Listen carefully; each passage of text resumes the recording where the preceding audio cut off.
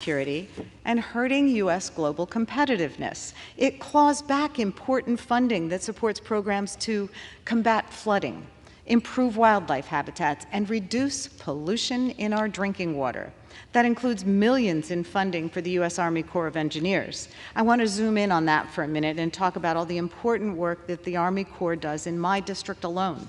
It's responsible for the regular maintenance of two major rivers running through and alongside Pennsylvania's 5th District, the Schuylkill and the Delaware. That maintenance includes tasks like dredging, debris removal, and maintaining river embankments. This river work is critical to our region's environmental, public, and even economic health because it means boats can use our waterways without interruption, and larger vessels can sail into and trade at the Port of Philadelphia.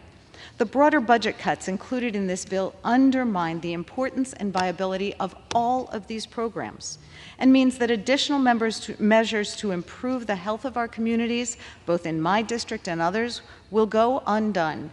Critically, this bill also fails to meaningfully confront the climate crisis. In southeastern Pennsylvania, we've already started to feel the effects of climate change. More intense and frequent storms have resulted in unprecedented, devastating flooding across our region. For example, the Eastwick neighborhood of Philadelphia, which sits adjacent to a flood-prone marsh, has experienced increasingly dramatic floods in recent years.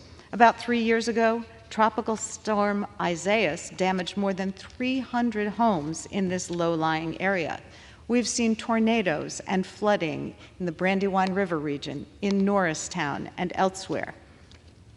It's important for everyone here to realize that none of our districts are immune from the impacts of the climate crisis. Flooding, hurricanes, rising sea levels, and other climate disasters, wildfires, they affect us all. My Republican colleagues' denial of this fact would only leave us extremely unprepared and would prevent us from doing anything proactively to address these growing threats and help our communities be more resilient. Ultimately, it's our constituents and future generations of Americans who will suffer the consequences of these kind of policy failures. Additionally, just as families have started taking advantage of provisions in the Inflation Reduction Act that reduce their home energy costs, this bill would increase energy bills for hardworking Americans. For all my Republican colleagues' talk, it is clear that Democrats are the only ones here willing to take action to keep costs down for American families. Because with this bill, the majority is trying to undo the work that we did with the Inflation Reduction Act. They want to slash funding for programs that help people to weatherize their homes, purchase efficient appliances, and have the ability to heat their homes, the money to do it. These programs have the potential to save Americans thousands of dollars a year. For the past several months, I've been holding meetings across my district to talk to constituents about these measures and help them access to improve their lives and their budgets.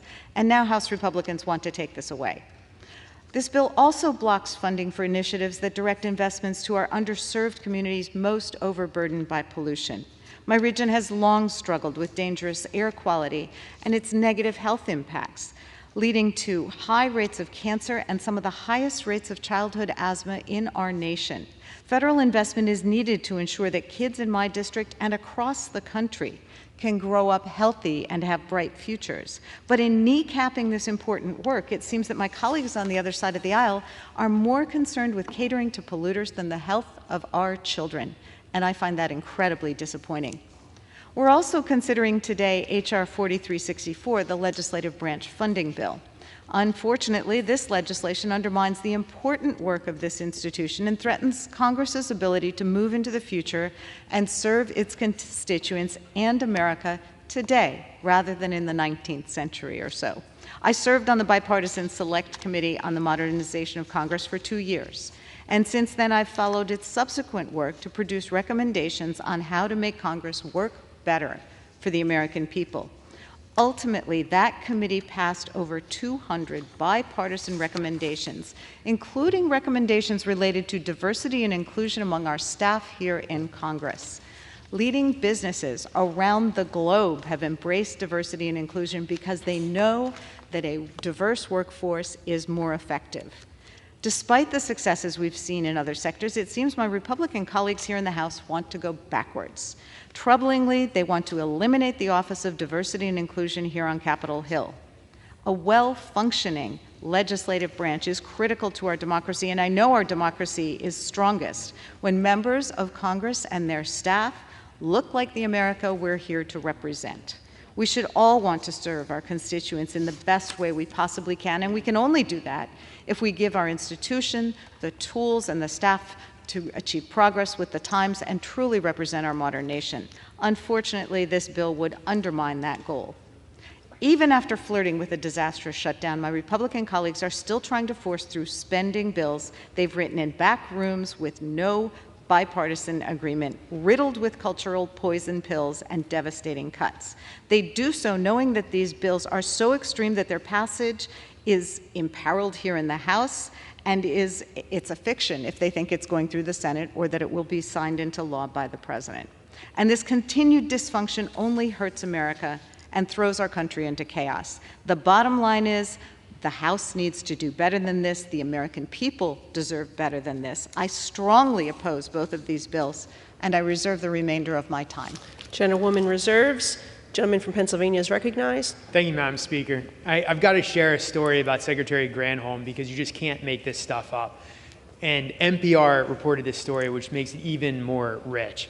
So Secretary Granholm took a 4-day EV propaganda road trip on the taxpayer's dime. That turned into an absolute nightmare for the secretary. At a stop in Georgia, there was only one available EV charging station for the secretary's motorcade. So what did she do? Well, they had the Department of Energy, their advance team, who were traveling in gas-powered vehicles, I might add. They had that advance team go in and reserve a spot while others waited in long lines, battling the summer heat. Rightfully, a family that was traveling with a baby actually called the police on Secretary Granholm and her advance team. Earlier this year, Granholm stated, and I quote, "We can all learn from what China is doing," end quote, regarding climate policies. Well, let's just talk about what China is doing, because that is about as laughable as the story about her failed propaganda trip. China emits 30% of the world's global emissions. They emit more than the developed world combined. They emit more than the United States, the EU, and Japan combined. By far the largest polluter in the world. My friends across the aisle, they'll say nothing to criticize China, by the way. China's coal-fired power plants generate more than 23% of all forms of US energy combined. And they are allowed to increase their emissions through 2030 under the laughable Paris Climate Accords. We could all laugh at this if it wasn't for the devastating effects that Democrats' climate policy has on the working class in America and for our competitive edge on our #1 adversary on the world stage, and that is China. With that, I reserve. Gentleman reserves. The gentlewoman is recognized. Thank you, Madam Speaker. I would like to yield 2.5 minutes to the gentleman from Massachusetts, the distinguished ranking member of the Committee on Rules, Mr. McGovern. Gentleman is recognized. I thank the gentlelady for yielding. Let me just say to the gentleman from Pennsylvania, nobody has been tougher on China than yours truly here. And I take a back seat to no one, and I don't want to be lectured. Madam Speaker, I wasn't going to speak on this rule today, but I feel compelled to say something because I see a pattern developing that I think needs to be called out. And it needs to be called out plain and simple. They are taking their awful appropriation bills on agriculture and foreign policy and now energy and water and legislative branch. And as the gentlelady from Pennsylvania pointed out, they all have these deep cuts. And then they are loading them up with MAGA culture war crap. I think people ought to understand in plain terms what they are doing. So let's focus on some specifics. They say it's about woke Democrats this and woke Democrats that. I mean, give me a break. They want to get rid of an office here on Capitol Hill which promotes staff diversity and inclusion. Like, who wants less diversity? If you want everyone here to look the same, just say so. They want to make it illegal to put a pride flag up next to a U.S. flag, by the way, at an embassy during Pride Month. That's woke? I mean, like, what's wrong with them? In one of these bills, they want to make it so that you can use taxpayer money to fire people for being gay. I mean, really? I mean, with all the problems in the world, this is what they focus on? This is what keeps them awake at night? This is nuts. This isn't about religious freedom. This is about giving people freedom to discriminate. And if they want to be bigoted, so be it. But don't use the United States government and taxpayer dollars to reinforce and spread your backward views. And the reason I wanted to come down here is that this isn't just about politics. Hate crimes against the LGBTQ community are going up. And my colleagues come to the floor not only failing to denounce that, but advancing ideas which signal to people that it's okay to discriminate, that it's okay to hate. It's sick. I get it. This is popular in the extreme MAGA world, but I thought there were some moderate voices on the other side that might find this as offensive as I do. But I guess I'm wrong, because Republicans continue to blindly come down here and support these hateful policies and vote for them time after time after time. And I just hope that the next speaker, whoever that may be, and maybe we'll find out today, I hope whoever that may be will do a better job of preventing this garbage from coming to the floor. But looking at the Republican Party in 2023, Gentleman's time has expired. The gentleman from Pennsylvania is recognized. Thank you, Madam Speaker. Well, you can't, let me be clear about something. You cannot be anti-China and be pro-EV.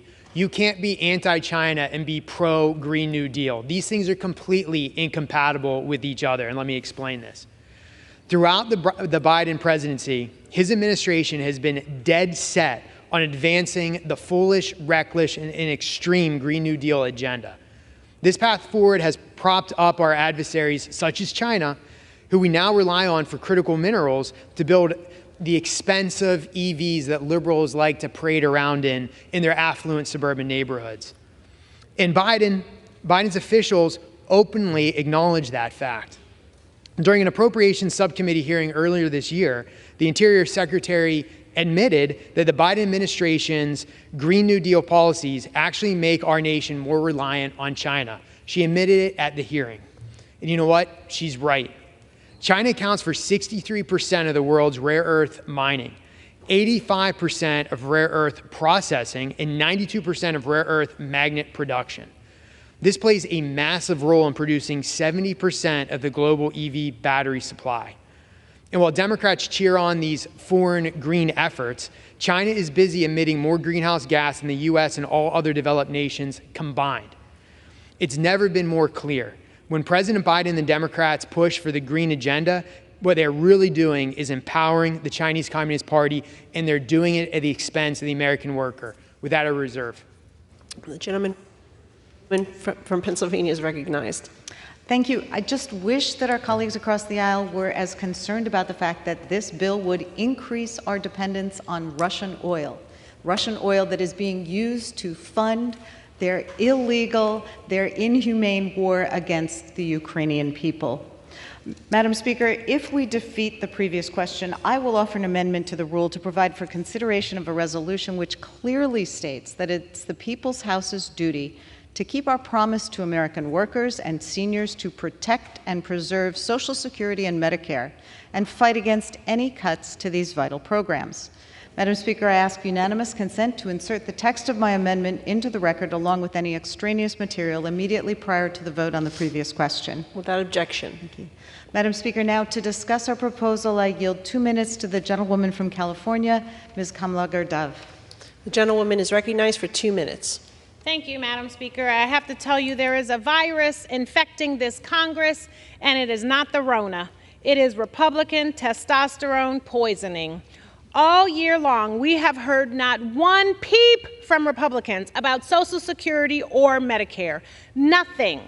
They have been passing legislation that erodes the health protections of Americans and then high-fiving after these horrible bills pass. But they won't admit that 63 million seniors will be hurt by their cuts to Social Security. So watch out, Granny, because they are coming for you. Or that they will cut the lifeline of millions that depend on Medicare to survive. Instead, we've been stuck in this Republican romper room. The American people don't want to hear your lies, and they don't want to watch your Republican civil warfare meltdown. They care about their health care, jobs, keeping the government open, growing the economy, and protecting us at home and abroad. They care about being able to put food on the table and having a home to go to. They care about having a Social Security check in the mail, one that they were promised for their years of work. They care about what's real to them, and you're not it.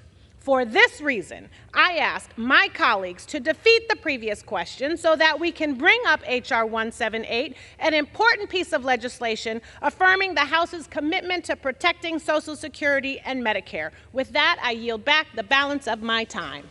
Members are reminded to direct their comments to the chair and not to other members, and I would like to recognize the gentleman from Pennsylvania. Thank you, Madam Speaker. You know, it's quite the intellectual yoga exercise to somehow say that Republicans are encouraging Russian gas. It's the exact opposite. Let's think about it. Do you know why there's Russian oil tankers in the harbor in Boston? It's because far-left radical activists, namely the entire Democratic Party, have decided to cancel a pipeline that should have been running from Philadelphia into New England called the Constitution Pipeline that would have brought clean natural gas from Pennsylvania into New England, so the residents there have cheap, abundant natural gas, and they're not forced to buy dirty gas, dirty petroleum from Russia. But again, the intellectual gymnastics and yoga is quite amazing. Let's talk about some other far-left radical policies of my friends across the aisle and how it has made us more dependent on Russia and more dependent on China. Well, for one, they have a new list of regulations on coal-fired power plants, making it harder for us to burn our clean coal here in the United States, forcing coal producers to ship coal to places like China, where they don't use scrubbers, by the way. They decided that liberals across the aisle ended the Keystone XL pipeline, coincidentally killing tens of thousands of union jobs that they purport to support. They also canceled federal oil and gas leasing on federal land. So I ask you, which policies make us more dependent on Russia? Ours or the radical left's? With that, I reserve. Gentleman reserves. The gentlewoman from Pennsylvania is recognized. Yes, Madam Speaker, I would like to yield 3 minutes to the gentlewoman from Texas, Ms. Jackson Lee. The gentlewoman from Texas is recognized for 3 minutes. I thank the gentlelady from Pennsylvania for her leadership and the manager of this rule that we now have on the floor of the House. I stand here in the name of so many Americans that live in cities and rural communities that are so dependent on the federal funding that helps to bridge local government's funding, and also those who are most vulnerable in our nation. And so as I rise today, Democrats come together to stop the shutdown. And I said earlier there was applause across my district. But at the same time, bills were passed that really shocks me. Again, bills were passed that cut $800 million from Women, Infants, and Children's program dealing with feeding babies. Feeding babies. And then one of the most talked about issues across America, we just saw something where Habitat for Humanity is building 39 homes under the name of the great President Jimmy Carter and his wife. And here we are cutting $1 billion to $500 million from the Home Investment Partnerships Program that directly deals with the funding that is necessary. Can you believe cuts in Medicare? Can you absolutely believe that that is what's happening, and the bills are being passed by the Republican majority? Now, I thought they were concerned about Homeland Security. I served on this committee since 9/11, but border management funding has been severely cut. Shelter and services programs, the very programs that are needed by those who come seeking asylum, or even those who come whose asylum will be rejected. But the burden is on those local cities. And the USCIS, Transportation Security Administration, all receiving cuts. And then, of course, we're dealing with this particular legislation and Energy and Commerce. It is important to note that funding dealing with water, dealing with climate, dealing with renewables are all being cut. I offered amendments in particular to deal with water that was not accepted. I offered amendments to ensure that DACA residents could be hired, which we have done before. Those are individuals that did not spend any time in their foreign land, brought here as children, and are now doctors, paramedics, lawyers, teachers because of the DACA program, and we cannot hire them. How insensitive is that?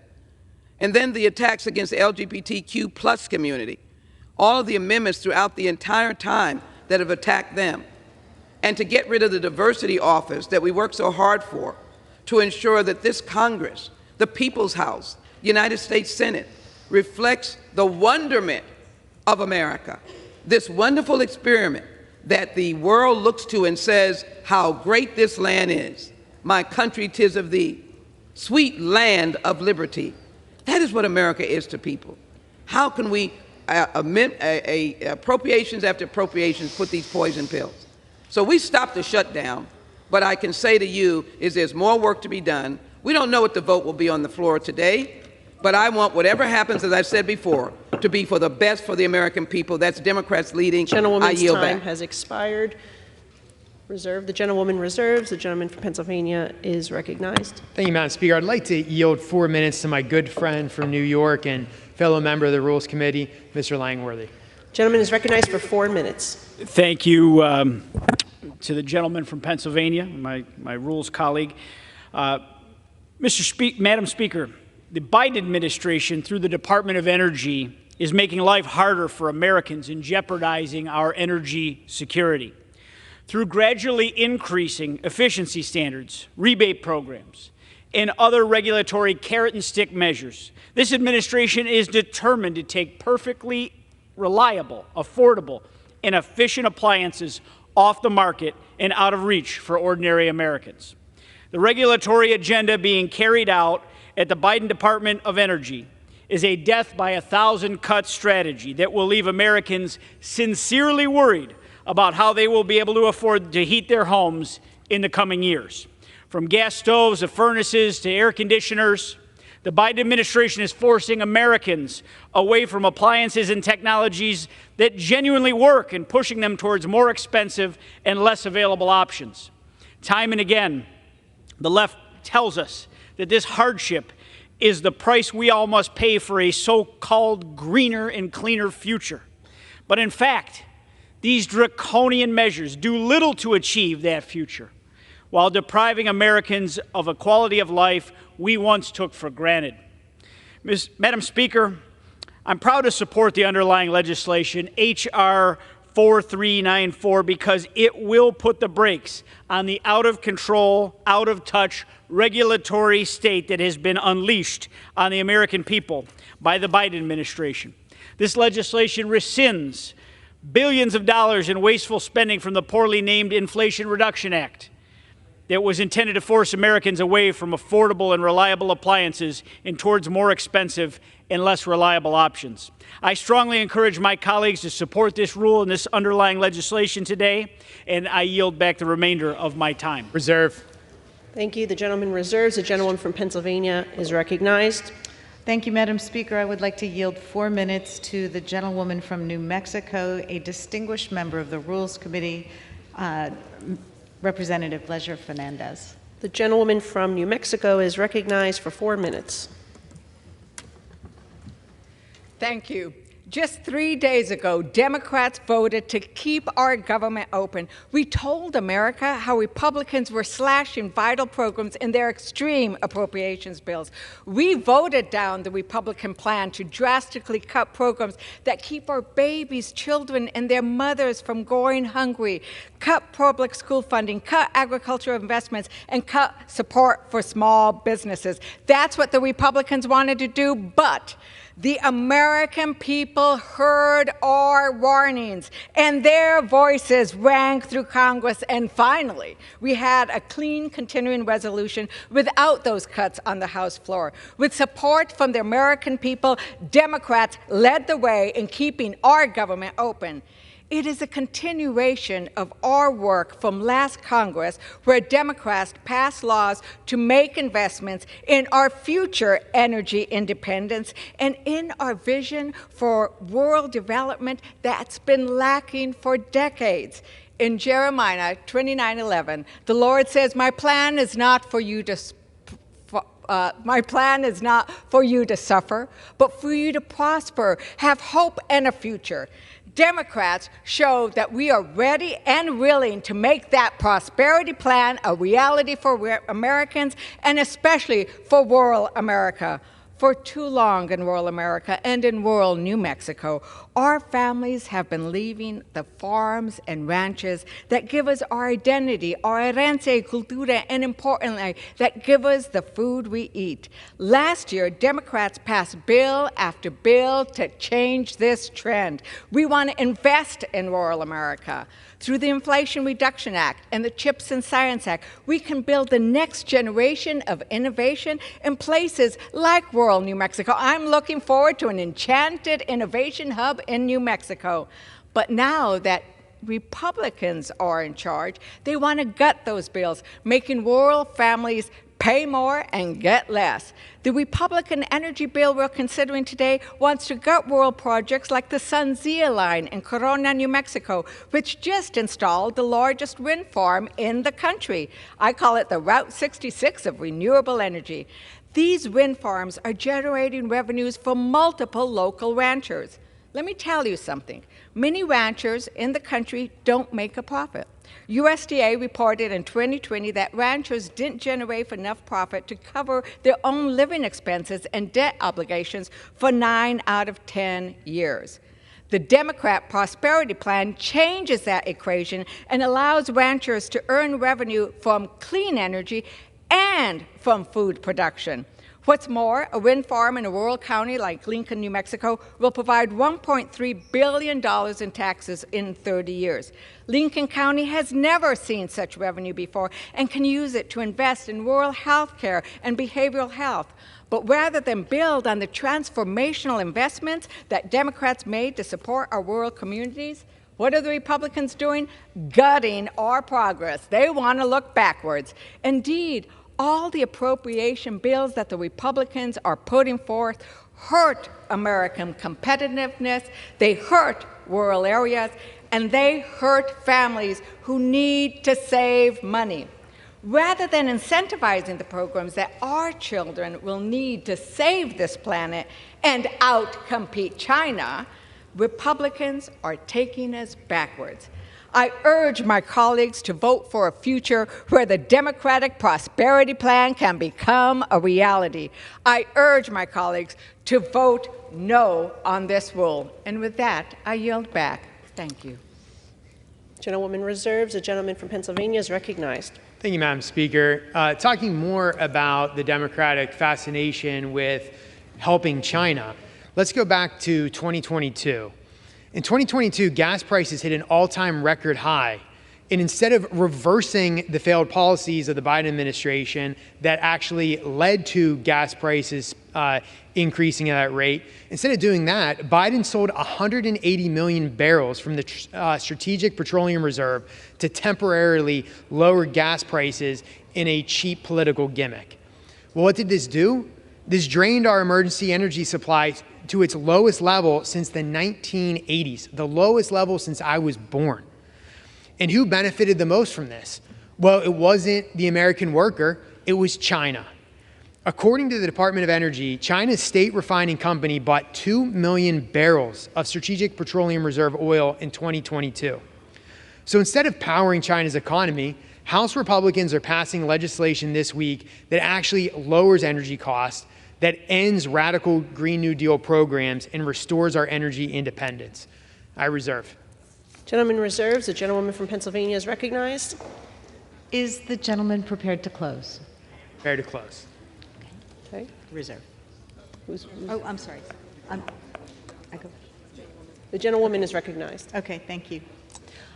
Funding the federal government is not a game. The American people who elect us to Congress depend on us to solve real problems. They don't send us here to play politics with their lives and our country's future.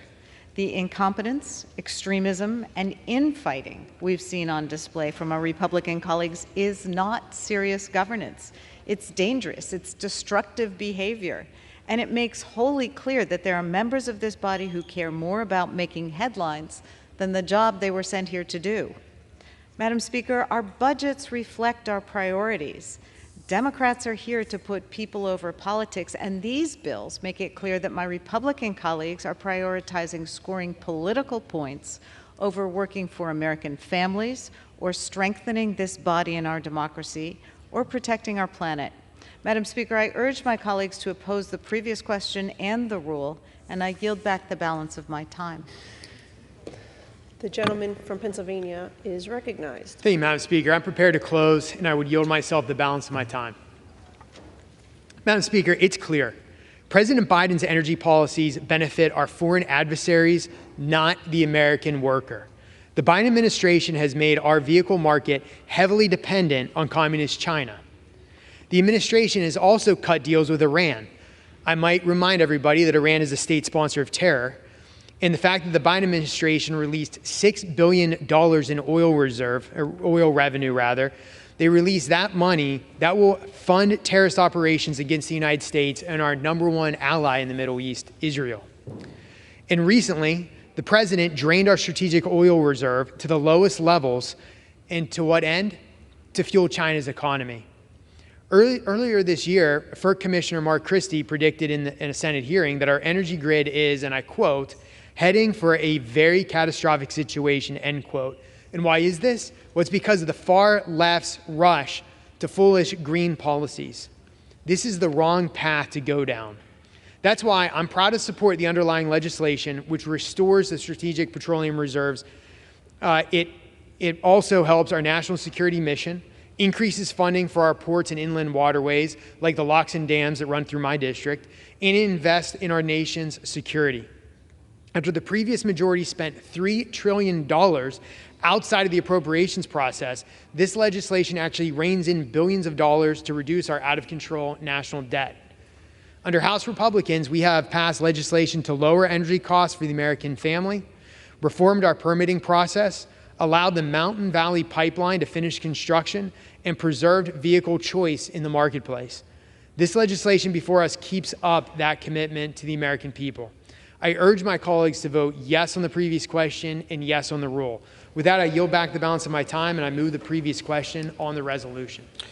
The question is on ordering the previous question on the resolution. Those in favor say aye. Those opposed say no. In the opinion of the chair, the ayes have it. I would request that the yeas and nays be ordered.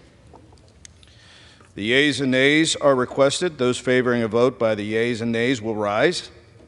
A sufficient number having risen, the yeas and nays are ordered. Pursuant to Clause 8 of Rule 20, further proceedings on this question are postponed.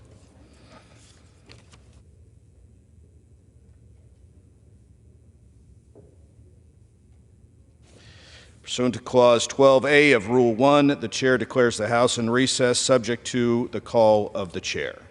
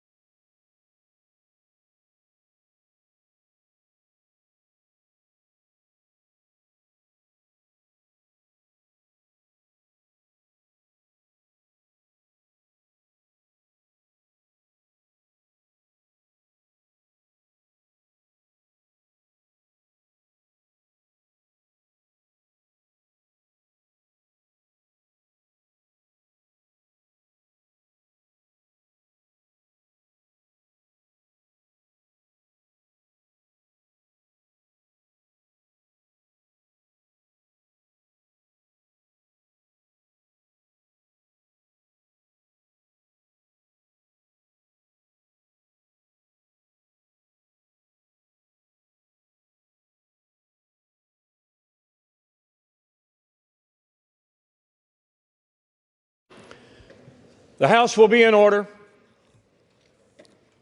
Proceedings will resume on questions previously postponed. Votes will be taken in the following order. Ordering the previous question on House Resolution 756 and adoption of House Resolution 756 if ordered. The first electronic vote will be conducted as a 15-minute vote. Pursuant to Clause 9 of Rule 20, the remaining electronic vote will be conducted as a 5-minute vote. Pursuant to Clause 8 of Rule 20, the unfinished business is the question on ordering the previous question on House Resolution 756, on which the yeas and nays were ordered. The clerk will report the title of the resolution. House Calendar Number 45, House Resolution 756, Resolution providing for consideration of the bill, H.R. 4394, making appropriations for energy and water development and related agencies for the fiscal year ending September 30th, 2024, and for other purposes, and providing for consideration of the bill, H.R. 4364, making appropriations for the legislative branch for the fiscal year ending September 30th, 2024, and for other purposes. The question is on ordering the previous question. Members will record their votes by electronic device. I remind my fellow colleagues, this is a 15-minute vote.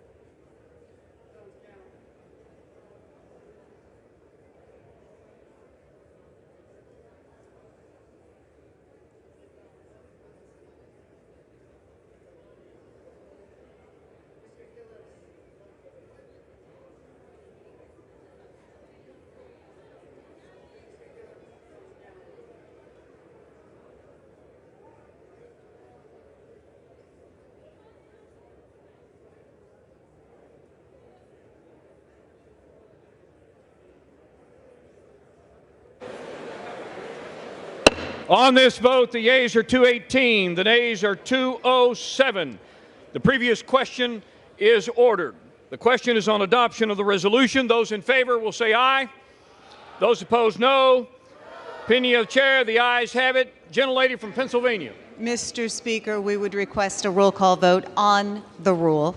Roll call vote is requested. Those favoring a roll call vote will rise. Sufficient number having risen, a roll call vote is ordered. Members will record their votes by electronic device. This is a 5-minute vote.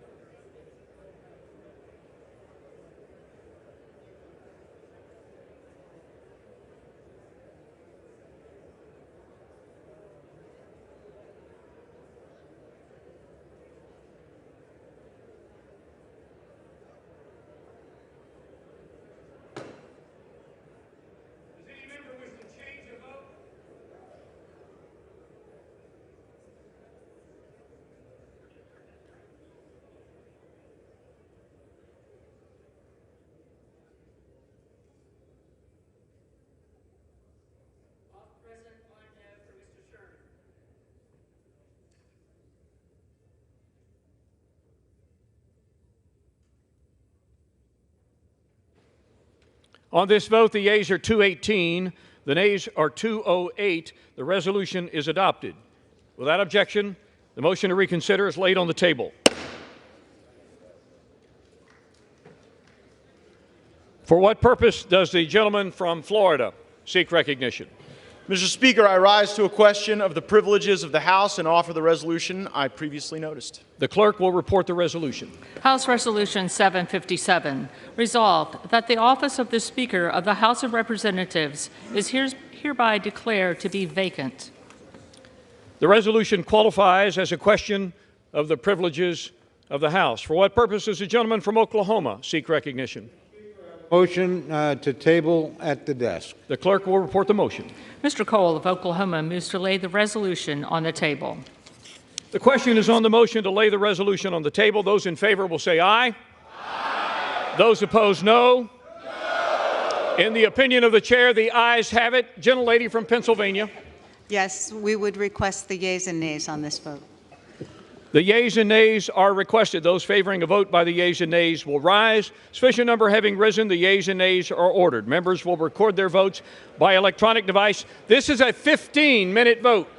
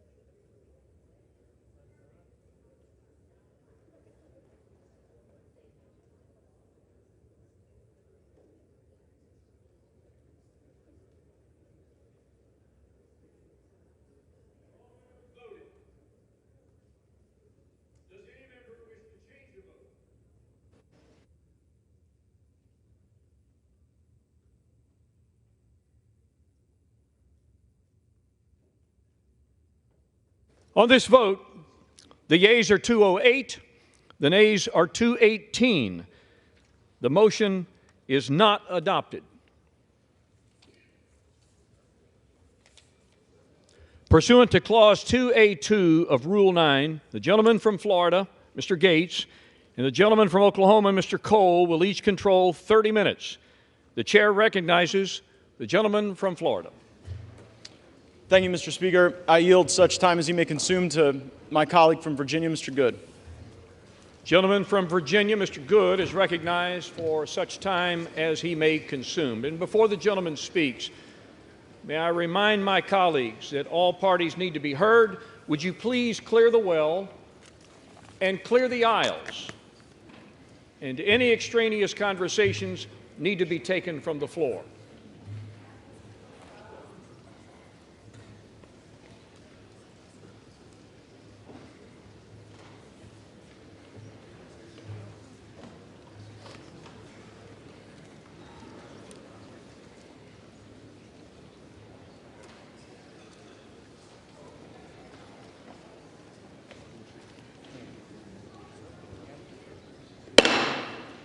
Gentleman from Virginia is recognized. Thank you, Mr. Speaker. Like so many others, I deeply regret that we are here in what was a totally avoidable situation. I must take you back to January, however, which for many of us was about not repeating the failures of the past and letting Republican voters across the country down once again, when in the past, for many years, when Republicans have had majorities in this chamber, we have passed our major spending bills predominantly with Democrat votes, something the other side of the House has never and would never do with majority control. Back in January, I expressed my concern that the previous 2 years, during my first term here in this House, we had not used every tool at our disposal to fight against the harmful, radical Democrat agenda that is destroying the country, bankrupting the country, and under which the American people are suffering. But most in here wouldn't know that I helped persuade my 5 colleagues who comprised the remaining resistance in the wee morning hours of January 7 to switch our votes to present to let Mr. McCarthy become Speaker. And I went to him on this very floor to tell him that he was finally going to become Speaker on the next vote. In that moment, it was clear to me that I or we could have asked for anything in exchange for switching our votes to present, but I and we asked for nothing. The very next week, I requested and had a meeting with Speaker McCarthy to tell him he had my full support and that I wanted him to be successful because the country needed him to be successful. In the ensuing months, I helped him narrowly pass the Parents' Bill of Rights and the Limit, Save, Grow bill. I think both of those by just 1 or 2 votes, helping persuade some of my most conservative colleagues to come along despite some of the concerns they had with those bills. And we remained united as a conference through the Limit, Save, Grow vote as we passed a bill that was cutting spending to pre-COVID levels for non-defense discretionary spending, or just over $100 billion, historic spending cuts, as the Speaker had committed to do in January, and it also included a host of other conservative fiscal reforms. Unfortunately, however, that unity and that commitment to significant year 1 cuts and spending reforms were discarded in the Failed Responsibility Act, as I call it, which passed overwhelmingly, once again, with a majority of Democrat votes, validating the concern many of us had in January. Many of us had begged the Speaker, pleaded with the Speaker repeatedly to utilize the debt ceiling to leverage spending cuts and reforms. But instead, he negotiated an unlimited increase to the debt ceiling through January of 25, as much as we can come together and gleefully spend through January of 25 with no significant wins for the American people in that FRA, or Failed Responsibility Act. But the Speaker then said that we would use appropriations. We would use appropriations to bring the fight and finally reduce our spending. He said the levels of the FRA were the ceiling and not the floor, and recommitted multiple times to go back to the $1.471 trillion that was the Limit, Save, Grow levels, radically, historically, saving $100 billion and lowering the deficit this year under Republican majority from $2.2 trillion to $2.1 trillion. That's what we were asking the Republican House to do, to go to $2.1 trillion. Meanwhile, the Speaker had committed to bring a balanced budget vote to this floor, something that still has not happened, despite the work that's been done in our Budget Committee to mark it up and have it ready to come to the floor. He also promised that we would bring all 12 appropriation bills well before the September 30 fiscal deadline. We did not. We simply, as Republicans, needed the Speaker to cast the vision, request the support of the entire conference, all of whom voted for the limit, save, grow levels, except for 4 who wanted to go even further, to lead us in joining him, sticking with him, supporting him, and sending the most conservative spending bills with the most conservative cuts possible to the Senate as the best starting position for negotiations with the Senate. Many of us begged and pleaded with the Speaker to do that over the past 5 months. When the Speaker failed us to pass our spending bills, bringing only 1 of 12 to the floor before the August district work period, members began to negotiate amongst themselves without the Speaker to find compromise. I was among those who reluctantly agreed last month to split the difference between failed responsibilities 1.586 and the limit, save, grow 1.471. I reluctantly agreed to do that, to go to 1.526 in order to pass our bills on to the Senate. We then essentially forced the Speaker, with the pressure of the calendar, the debt ceiling, or excuse me, the shutdown threat of the calendar, to bring those 4 bills to the floor last week, all of which I voted for, despite some of them not cutting to the levels we'd agreed to and other concerns I had with the bills. I reluctantly voted for the 30-day conditional CR, or continuing resolution, because it cut an additional $10 billion in the month of October, going back to the pre-COVID 1.471 levels for defense, non-defense discretionary, 30%, and it had border security. I voted for that. However, when that vote failed, the Speaker this past Friday in the Republican conference meeting made it abundantly clear that he was willing to do anything to avoid the temporary discomfort and the pressure of a pause in the 15% of the non-essential federal government operations, which would guarantee that we would lose to the Senate Democrats and the White House. If you're not willing to say no, then you're guaranteed to lose. And that was confirmed with the passage of the unconditional 45-day CR this past Saturday, once again with 209 Democrat votes. The Republican bill, 209 to 1 Democrats, 51 to 0 on the Senate side. The Speaker fought through 15 votes in January to become Speaker, but was only willing to fight through 1 failed CR before surrendering to the Democrats on Saturday. We need a Speaker who will fight for something, anything, besides just staying or becoming Speaker. If there was ever a time to fight, with $33 trillion in national debt, a $2 trillion deficit this year, 40-year high inflation, 20-year high interest rates, a downgraded credit rating, and for the first time in modern history, the polls showing, despite all the help of the media blaming Republicans in the House, the polls showed that the public was blaming Biden and the Democrats for an imminent shutdown. If not fight now, when would we fight? Now is and was the time. With the Democrats driving the fiscal bus off the cliff at 100 miles an hour, we cannot simply be content to be the party that slows it down to 95 just so we can sit in the front seat and wear the captain's hat. Our current debt and our spending trajectory is unsustainable. We need a Speaker, ideally somebody who doesn't want to be Speaker and hasn't pursued that at all costs for his entire adult life, who will meet the moment and do everything possible to fight for the country.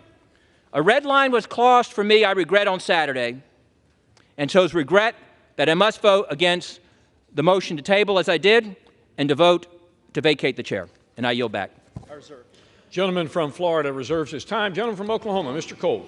Thank you very much, Mr. Speaker. I share one thing in common with my friend from Virginia. This is a very sad day, and certainly a day I never expected to have to live through. You know, I think broadly speaking, as I look across this floor, you can divide members into 3 groups. I'm very happy to be in the first group. The overwhelming majority of my party supports the Speaker that we elected. We're proud of the leadership he's shown. We're proud of the manner in which he's been willing to work with everybody in our conference and, I believe, in this chamber. There's a second group, small group. Honestly, they're willing to plunge this body into chaos and this country into uncertainty for reasons that only they really understand. I certainly don't. And then there are friends on the other side. I mean friends, honestly, with great sincerity. I have a lot of friends over there. And I recognize that my friends on the other side have a very complex set of partisan, personal, and political calculations to make. And I certainly wouldn't presume to give them any advice about that. But I would say, think long and hard before you plunge us into chaos, because that's where we're headed if we vacate the speakership. You know, I personally think there's really three reasons why we've come to this point. That's because at each three of these critical minutes, the Speaker did the right thing. First, there was a Speaker vote. You know, he got 85% of the vote in our conference, 90% of the vote from Republicans on this floor.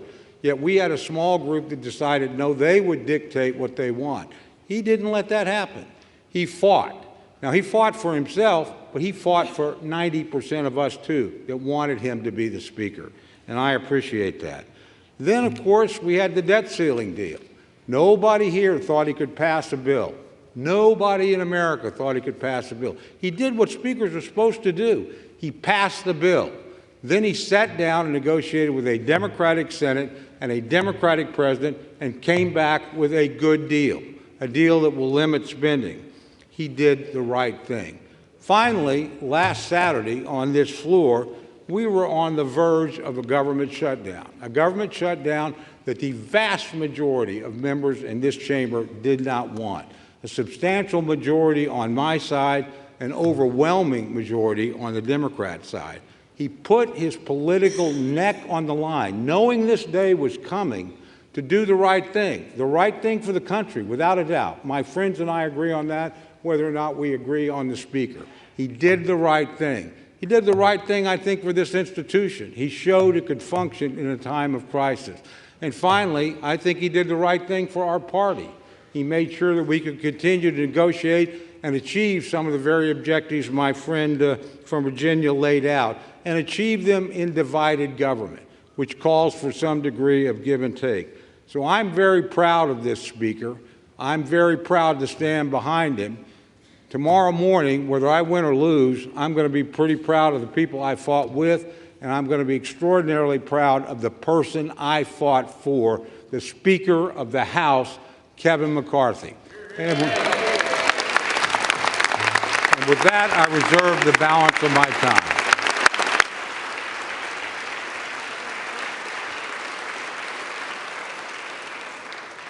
Gentleman from Oklahoma's time is reserved. Gentleman from Florida. Mr. Speaker, my friend from Oklahoma says that my colleagues and I who don't support Kevin McCarthy would plunge the House and the country into chaos. Chaos is Speaker McCarthy. Chaos is somebody who we cannot trust with their word. The one thing that the White House, House Democrats, and many of us on the conservative side of the Republican caucus would argue is that the thing we have in common, Kevin McCarthy said something to all of us at one point or another that he didn't really mean and never intended to live up to. I don't think voting against Kevin McCarthy is chaos. I think $33 trillion in debt is chaos. I think that facing a $2.2 trillion annual deficit is chaos. I think that not passing single subject spending bills is chaos. I think the fact that we have been governed in this country since the mid-90s by continuing resolution and omnibus is chaos. And the way to liberate ourselves from that is a series of reforms to this body that I would hope would outlast Speaker McCarthy's time here, would outlast my time here, and would outlast either of our majorities. Reforms that I have heard some of the most conservative members of this body fight for, and some of the reforms that we've been battling for that I've even heard those in the Democrat caucus say would be worthy and helpful to the House, like open amendments, like understanding what the budget is. We have been out of compliance with budget laws for most of my life, most of many of your lives. And by the way, if we did those things, if we had single subject bills, if we had an understanding on the top line, if we had open amendments, if we had trust and honesty and understanding, there would be times when my conservative colleagues and I would lose, might be a few times when we'd win. There'd be times that we would form partnerships that might otherwise not be really predictable in the American body politic, but the American people would see us legislating. These last few days, we've suspended the momentum that we had established the week earlier, where we were bringing bills to the floor, voting on them, staying late at night, working hard. That's what the American people expect. It's something Speaker McCarthy hasn't delivered, and that's why I've moved to vacate the chair. I reserve. Gentleman's time is reserved. Gentleman from Oklahoma, Mr. Cole. Thank you very much, Mr. Speaker. I yield 2 minutes to my very good friend, Mr. Emmer from Minnesota. Gentleman from Minnesota, Mr. Emmer, is recognized for 2 minutes. Thank you. Kevin McCarthy has earned this. Under Speaker McCarthy's leadership, our House Republican majority has actually defied all odds and overperformed expectations again and again and again. It all started with the Speaker's race, when our Speaker, Kevin McCarthy, showed the American people how he would never give up.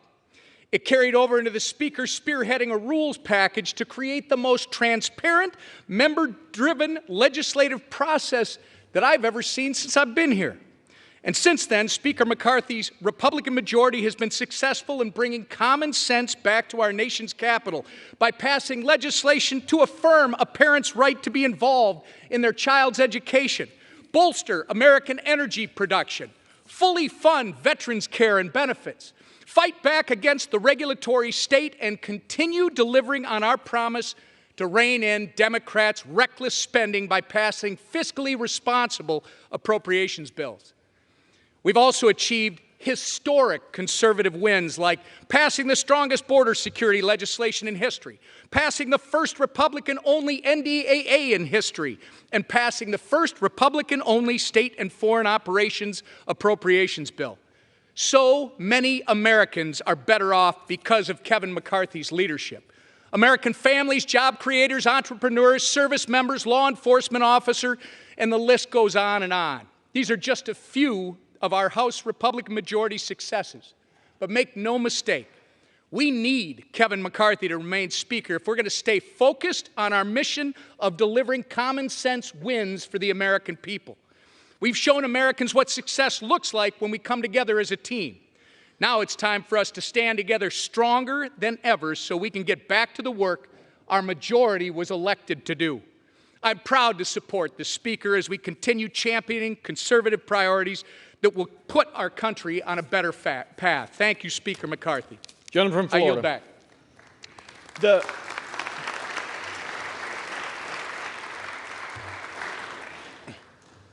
The opening line of my colleague's speech was that Speaker McCarthy always overperforms expectations, but after tweeting, "Bring it," and after engaging in profane-laced tirades at House conference, he just lost a motion to table. So I wouldn't necessarily consider that overperforming expectations. And time and again, I've heard my colleagues say that, well, he deserves it because he went through a tough speaker contest. Let me let everyone know, he prevailed in that speaker contest because he made an agreement to fulfill certain commitments to make this an open and honest process, and he has failed to meet those commitments, and that's why we are here. I reserve. Gentleman reserves his time. Gentleman from Oklahoma, Mr. Cole. Thank you very much, Mr. Speaker. I yield 3 minutes to my very good friend, Mr. Jordan of Ohio. Gentleman from Ohio is recognized for 3 minutes. I thank the gentleman for yielding. On January 3rd, we said the 118th Congress is about 3 things. Pass the bills that need passed, do the oversight work that needs to be done, and stop the inevitable omnibus that comes from the United States Senate right before the holidays. Kevin McCarthy has been rock solid on all 3. We have passed the bills we told the American people we would pass. 87,000 IRS agents, that bill passed.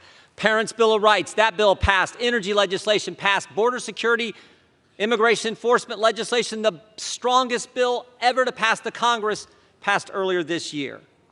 We have done what we told them we were going to do. We can't help it the Senate won't take up those good common sense bills. They'll have to answer to the American people come Election Day. Oversight. We have done the oversight that we're supposed to do. Because of our oversight, we know that parents were targeted by the Department of Justice. Because of our oversight, we know that 51 former Intel officials misled the country weeks before the most important election we have. And because of our oversight, the Disinformation Governance Board at the Department of Homeland Security is gone. Because of our oversight, the memo attacking pro-life Catholics has been rescinded. Because of our oversight, unannounced visits to Americans' home by the Internal Revenue Service has stopped. That happened under Speaker McCarthy. And on the third one, on this side of it, we know there's a big old ugly bill coming at the end of the year, all kinds of spending, all kinds of garbage in it. We're still in that fight. Frankly, to Matt's point, we don't know how that one's going to shake out. But we do know this. We do know this. On Saturday, we didn't take the Senate's bill. They tried to send over and shove it down our throats on Saturday. We didn't take that bill. And it was a tough position he was in. There were 5 options on the table last week. Option 1 was to send a long-term CR over there that would have leveraged the 1% cut, something a bunch of us voted for, both parties. Couldn't get the votes for that one. Second option was to focus on the one issue the country now is completely focused on, the border issue. We couldn't get the votes for that one either. But when the Senate tried to send us that bill, he said no to it. I think the Speaker has kept his word. I know my colleagues and friends are saying different. I think he has kept his word on those 3 things that we talked about on January 3rd, and frankly, that entire week. He has kept his word. I think we should keep him as Speaker. I yield back.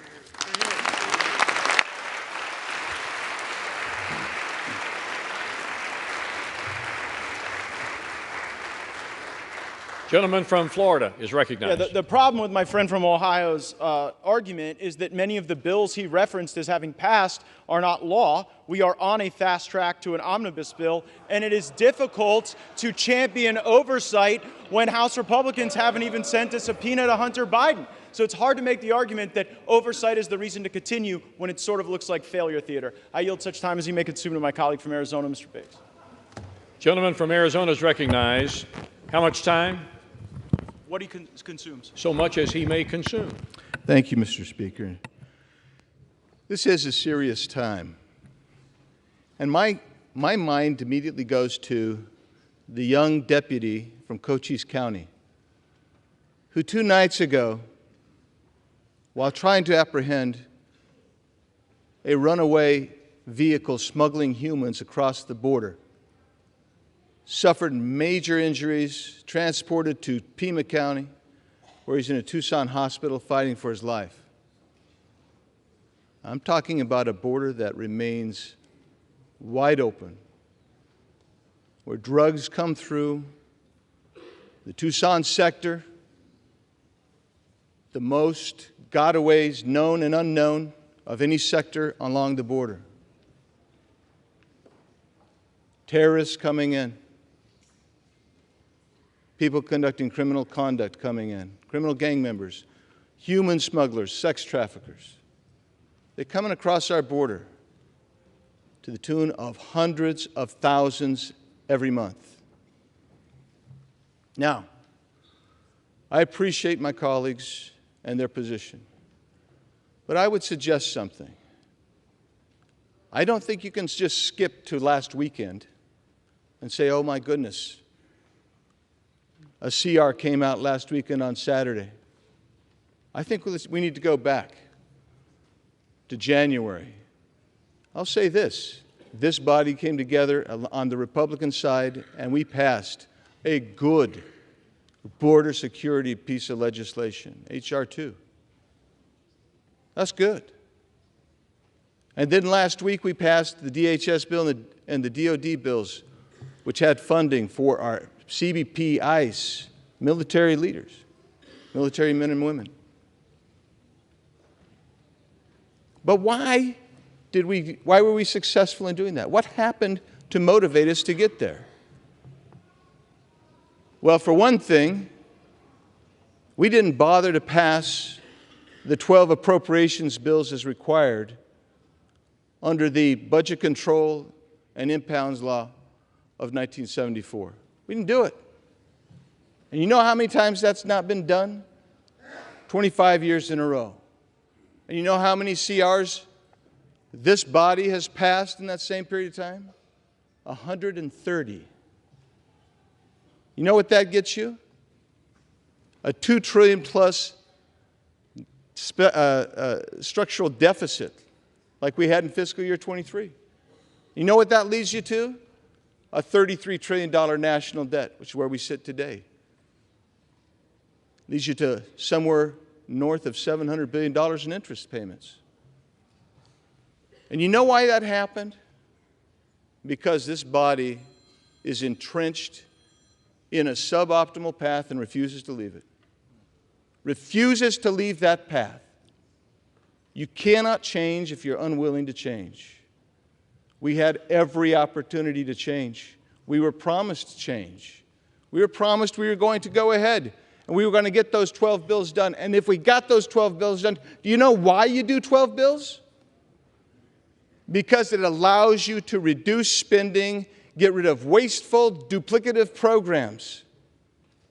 It allows you to set an agenda to restore fiscal sanity. We chose to not do it again. We were promised we'd do it. That's why at the end, some people said, we'll vote present. We'll go ahead. We're going to put our trust in Mr. McCarthy to become the Speaker. That didn't happen. I suspected that would be the case. That was my struggle. That was my struggle last November and December. I iterated it to this body, our conference anyway.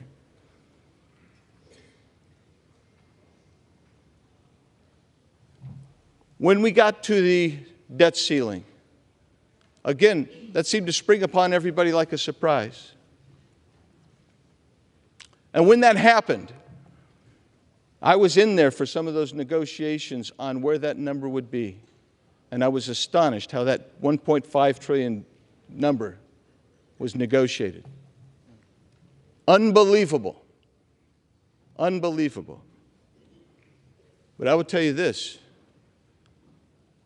To his credit, the Speaker told us one thing that I believe to be true. He said that's basically the ante in a poker game. He can sit down at the table. And I told my colleagues who supported that $1.5 trillion in 8 months, that you're willing to raise the debt ceiling, that's the opening marker. And indeed it was. And now projections are many $1 trillion above that. Yes, I think it's time to make a change. I'm not the only one. And that's it's somber. Thus it is somber. But what have we failed to accomplish? Why didn't we get this stuff done? When we're campaigning, we're talking about an extension of the debt ceiling to January of 2025. We're talking about additional Ukraine funding. Is that going to be, maybe that's good in your districts. Maybe it's not. But that money's not offset. We're not paying for it. We haven't designated how we're going to pay for that. The same with the disaster package.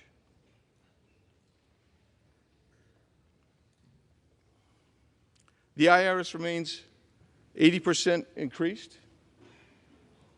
And I would tell you, I could go down the list, but I will just tell you why this happens. When you don't do your 12 budget bills, and you rely ultimately on a CR, and I'll get to the calendar in a second, what happens is you cannot leverage this administration to actually enforce the border laws that you need to have enforced. This is a lawless Biden regime. They will not enforce border laws. And we can pass them till we're blue in the face. But until you leverage the budget and the spending, you will not see enforcement by this administration. So now take a look at the calendar that we were just provided last week. We're supposed to finish by November 3rd our 12 bills. By November 17th, that's when we're supposed to see that the conference committees have come together, both sides, and we've resolved this. I don't believe that that's going to happen. It wasn't going to happen before. You were betting on the come again. At some point, I'd urge you to stop betting on the come and bet on the reality. That's why I can't support the Speaker any longer, and I'll be voting for the motion to vacate. Yield back. Reserve. Gentleman yields back his time. Gentleman from Florida. Reserves. Reserves. Members are advised to direct your comments to the chair, please. Gentleman from Oklahoma. Thank you, Mr. Speaker. Mr. Speaker, I yield 2 minutes to my very good friend from Arkansas, Mr. Westerman. Gentleman from Arkansas, Mr. Westerman, is recognized for 2 minutes. Selah, S-E-L-A-H, Selah. This unique word scattered throughout the Psalms signals to the reader to pause, reflect, consider, and maybe take a deep breath before moving on. Psalmists use Selah to emphasize the significance of a statement. For example, King David wrote, "Blessed be the Lord who daily bears our burden, the God who is our salvation, Selah." That is a profound statement with huge implications. It deserves more than a cursory consideration. Within the next hour, this House will vote yea or nay to vacate the Speaker's chair, a profound action with huge implications. This was last tried in 1910.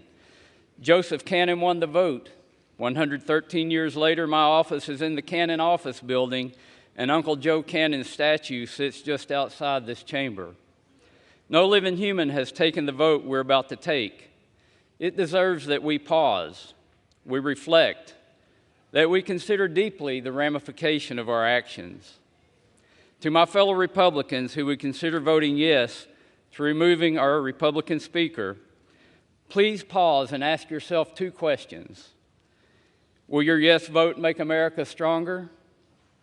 Will your yes vote strengthen conservative policies?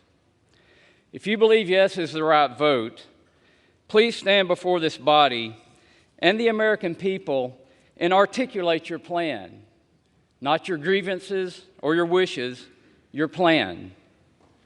Convince the mass majority of the Republican conference that strongly disagrees with you to follow you. If you cannot do that, which you have failed to do so far, then voting yes is at the least a disruptive overreaction. In reality, it's selfish, bad for conservative policies, and bad for America. That's why I strongly support Speaker Kevin McCarthy, and why, without hesitation or reservation, I will vote no on this disastrous resolution. I yield back.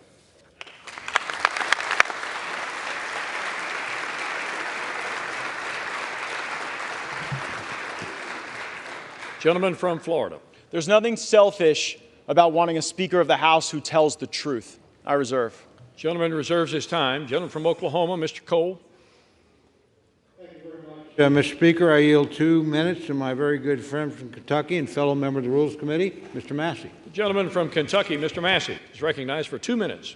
Mr. Speaker, as the only still serving co-author and co-sponsor of the motion to vacate Speaker Boehner, I can tell you this motion to vacate is a terrible idea. As the only member who's serving here who took every chance to vote against Speaker Boehner and to vote against Speaker Ryan, I can tell you that this chamber has been run better, more conservatively, and more transparently under Mr. McCarthy than any other speaker that I have served under. As a member of the Rules Committee, one of three conservatives who were placed there out of trust, the Speaker gave us a blocking position by putting 3 of us on there to keep an eye on the Rules Committee to make sure the process was fair and even.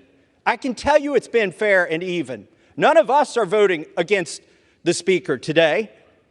Regular order is at odds with predetermined outcomes. Yet the Speaker is being accused of not holding to regular order and predetermined outcomes at the same time. It is not possible. You cannot be for both at the same time. I was a party to the January agreement, and I can tell you that there were promises in there, but there was never a promise for an outcome. There was never a promise that you could force Joe Biden to sign something. There was only the promise that we would try, and try we have. We have tried in the Rules Committee. We have tried on the floor. We've been trying this since the summer, and there's enough blame to go around for why we don't have 12 bills, but part of it was a relitigation of the debt limit deal. By the way, there was no promise on the debt limit deal, no conditions on that in January, 0 whatsoever. I was in the room for that. So the 12 bills were delayed over what? $100 billion. That's a lot of money. But it's nothing compared to the $2 trillion that I came here to object to when Speaker Pelosi and President Trump pushed that bill through. We've had over 500 amendments. Listen, this is a referendum on this institution. We have tried regular order. Speaker McCarthy has tried regular order. If regular order fails today, if you vacate the Speaker, nobody is going to try it again. Gentleman's time has expired. This institution will fail. Please do not vacate the Speaker.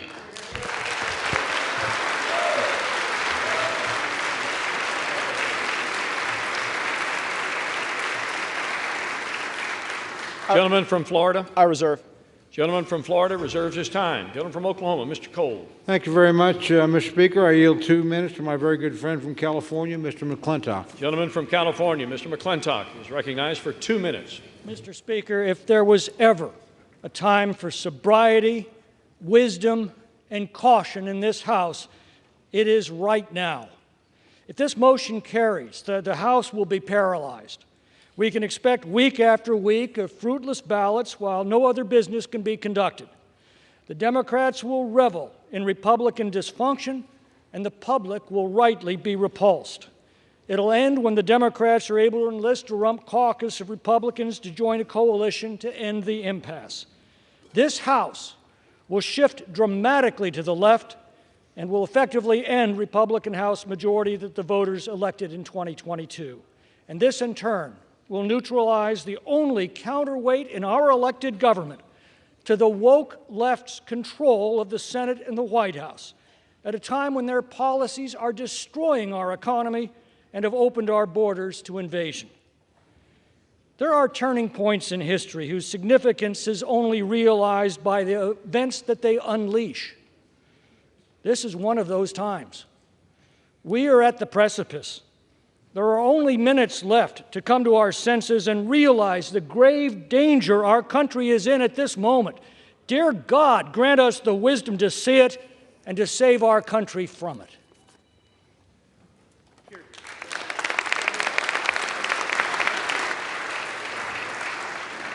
Gentleman from Florida. Mr. Speaker, there is nothing sober, wise, or cautious about the path we are on. We are on a path to financial ruin if this House does not take a different posture, a different procedure, and yield toward different outcomes and a better future. I reserve. Gentleman reserves his time. Gentleman from Oklahoma, Mr. Cole. Thank you very much, Mr. Speaker. I yield 1.5 minutes to my very good friend from Florida, Mr. Jimenez. 1.5 minutes. Gentleman from Florida is recognized for 1.5 minutes. I stand before my colleagues in the nation as a proud representative of the great state of Florida. I truly am beyond blessed to represent the paradise that is Miami-Dade County and the Florida Keys, and I am beyond proud to represent my community before this Congress, to stand with a leader who has consistently demonstrated an unwavering commitment to our country and to the principles that define us as Americans, Kevin McCarthy. Today is historic for a lot of reasons. For one thing, this is the first time in over 100 years that this has been attempted.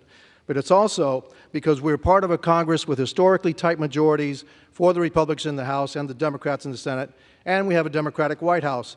Divided government, that's what we have. The need to negotiate, to find solutions to the issues facing this country. That's a reflection of the principles that are uniquely American, principles that make this country exceptional, and principles that allowed me, an exile who came here from Cuba, fleeing communist Cuba, to serve in this very institution. You see, I wasn't born here, and everything that I am, everything that I ever will be, is thanks to America.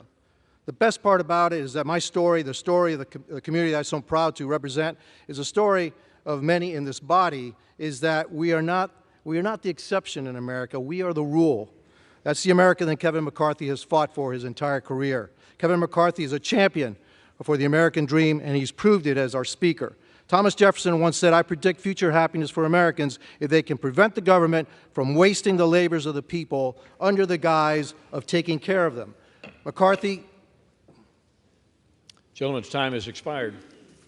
Thank you. Let's keep Kevin McCarthy our Speaker. A great man, a great leader, a great Speaker. Thank you, and I yield back. Gentleman from Florida, Mr. Gaetz. Mr. Speaker, may I inquire as to my remaining time? Gentleman has 9 3/4 minutes remaining. I reserve. Gentleman reserves his time. Gentleman from Oklahoma, Mr. Cole. Much, Mr. Speaker. I yield 1.5 minutes to my very good friend from Iowa, the gentlelady, Ms. Henson. The gentlelady from Iowa, Ms. Henson, is recognized for 1.5 minutes. Thank you, Mr. Speaker. I rise today in support of our Speaker, Kevin McCarthy. Let's be very clear here. We would not have a House Republican majority without the relentless efforts of this man, our Speaker. Under his leadership, Joe Biden's policies have had a check and balance. His policies have created a horrific border crisis, 10,000 illegal immigrants a day surging across our border. Under Speaker McCarthy, Republicans have passed legislation to secure our border. Joe Biden has done everything to squash American energy, selling our oil reserves to China. Under Speaker McCarthy, Republicans have passed legislation to unleash American energy dominance. Joe Biden has spent taxpayer dollars like there's no tomorrow. Under Speaker McCarthy, we have returned to passing single-subject appropriations bills and ending the status quo of omnibus spending. One of the most valuable pieces of advice that I received was from Kevin McCarthy when I got here to D.C. He told me to separate the signal from the noise.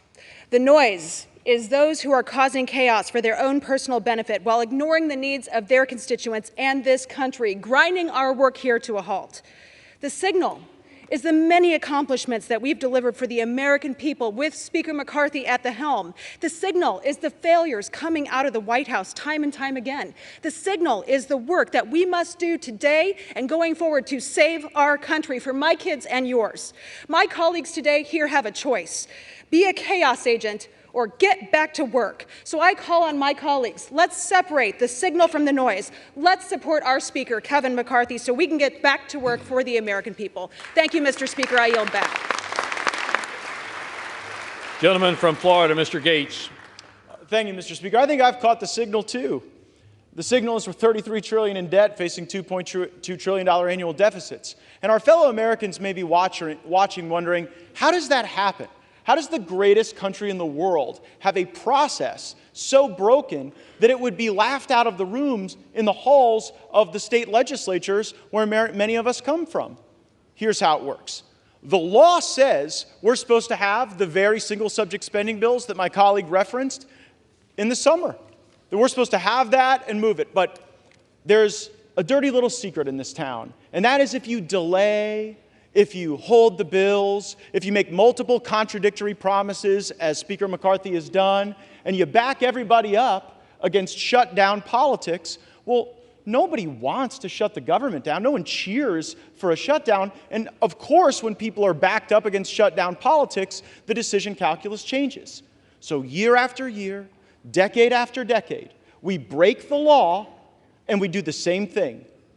We pass a continuing resolution, then we pass another continuing resolution, and then it's either another continuing resolution or an omnibus bill or a series of minibuses that lump these disparate things together. The American people want all of us to take votes on single subject matters. They don't want to see these things all mushed together and log-rolled. And it was concerning to me to hear of news of a secret deal on Ukraine funding that would have log-rolled more money with Ukraine with our southern border. Now, how offensive is that to our Customs and Border Patrol, to our ICE, to the people that are suffering as a consequence of our border, that some of my colleagues are only willing to stand up and fight for our border if they could send billions to Ukraine to fund their border too? Well, I've had enough of that, and that's why I brought this motion to vacate. I reserve. Gentleman's time is reserved. Gentleman from Oklahoma, Mr. Cole. Thank you very much, Mr. Speaker. I yield 1 minute to our distinguished Majority Leader, my good friend from Louisiana, Mr. Scalise. Gentleman from Louisiana, the Majority Leader, Mr. Scalise, is recognized for 1 minute. Thank you, Mr. Speaker. Thank my friend from Oklahoma for yielding. And when we go back to January, as many people have, we knew that it was going to be a narrow majority. We also knew that it wasn't going to be easy. How many of us came here because we thought this job was going to be easy? How many of us thought the task ahead of us to address the problems of this country was going to be easy? One thing we did know is that if we were going to finally start confronting problems that had been ignored for years and years and years, we had to change the way that this place worked.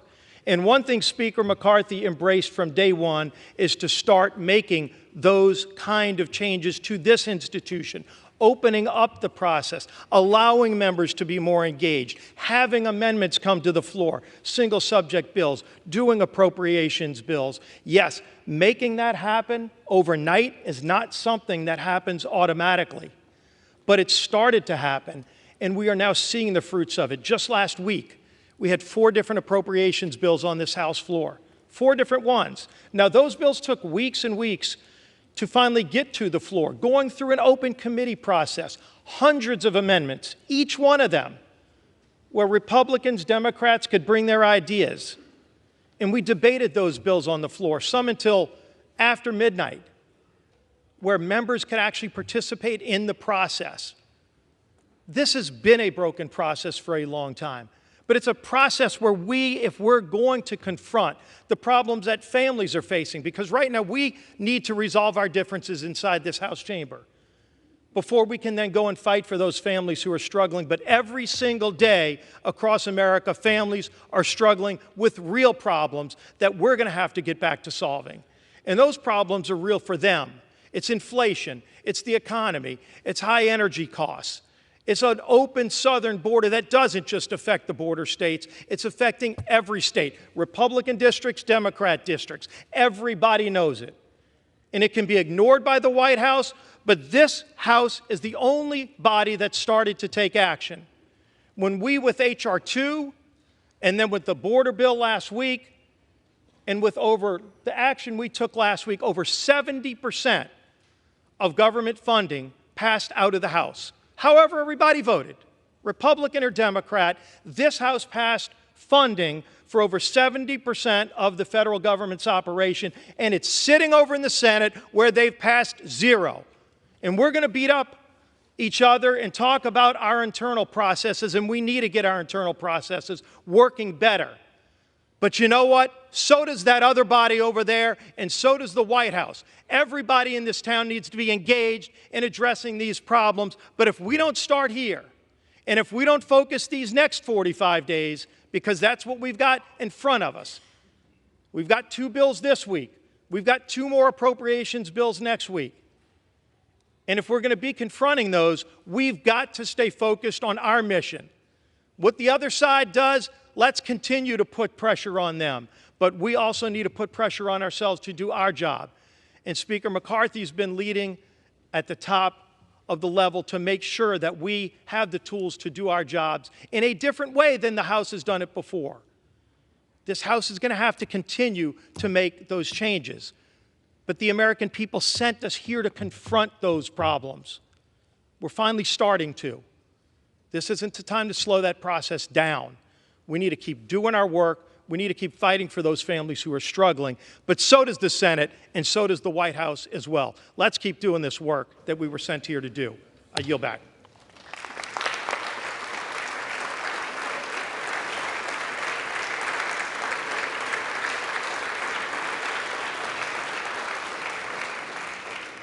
Gentleman from Florida is recognized with 7 3/4 minutes remaining. Mr. Cole commands 12 1/2 minutes left in this debate. Gentleman from Florida. I agree with everything that the majority leader said in those remarks, except one thing. It is astonishing to hear any colleague give Speaker McCarthy credit for moving on to the single subject appropriations bills. As you heard my colleague Mr. Biggs say, that was never the plan from Speaker McCarthy. The week before we moved on to those single subject appropriations bills, the plan was another CR. He pitched a CR. They tried to get us to vote for a CR, and only when a brave few said, we are done governing by continuing resolution. We are here to eulogize the era of continuing resolution. We will not do it. We will not pass it. These bills can go. The spending may rise and fall as the years pass, but the notion that we're going to lump in the Department of Education and the Department of Labor with our military and our troops and our Border Patrol is fundamentally unserious, and I would suggest chaotic. We cannot do that. It was only because we forced that to happen. And by the way, if we continue with Speaker McCarthy, the appropriations process will go right back to what he wanted it to go back to. Just a sideshow, just a puppet show, just something to keep the hamsters on the hamster wheel as they continue to back people up against a calendar, centralized power with the lobbyists and special interests that move all kind of money through the leadership, and then that's how they get their way, and that's why the American people have been getting screwed decade after decade, and I'm not going to tolerate it anymore without a fight. I reserve. Gentleman's time is reserved. Gentleman from Oklahoma, Mr. Cole. Thank you very much, Mr. Speaker. I yield 2 minutes to my very good friend, fellow member of the Appropriations Committee, Mr. Garcia of California. Gentleman from California, Mr. Garcia, is recognized for 2 minutes. Mr. Speaker, I want to recalibrate our minds on what is actually happening here today. This proceeding looks important, it feels consequential, but let's look at what else is happening across America. Today, about 300 Americans will die from fentanyl poisoning. Today, about 11,000 people will illegally penetrate our borders. Today's debt is approaching $34 trillion. Today's mortgage rates just hit a 25-year high, now approaching 8%. Our energy prices are again at back-breaking highs with gas approaching $8 a gallon in my district. Today, China and the CCP grow stronger with an intent to go to war by 2027, and our military is experiencing record low retention and record low recruitment. This is the reality of today for 335 million Americans under President Joe Biden. It's a dark and scary reality. This Republican majority here today in the House is the only firewall against the damaging far-left policies of the Biden administration. The single-subject appropriation bills that we were supposed to be voting on this week will literally fight to reverse the darkness of these realities and fight inflation, cut spending, secure our border while enhancing our nation's security and investing in our soldiers at a meaningful level. But today, this body filled with people in fancy suits, led by a few Republicans who are running with scissors and supported by Democrats, who have personal issues with the Speaker, have uncertain intentions and even more uncertain goals, and they've decided to make today about drama, not about solving problems and helping our constituents, but about drama. We need to be the no-drama option for America, this party, this majority, and I fear that this self-inflicted drama of today jeopardizes our majority and by definition removes the last layer of defense protecting America from this Biden administration. Let's dispense with the drama, do our jobs, and move on with defending this beautiful country. I yield back.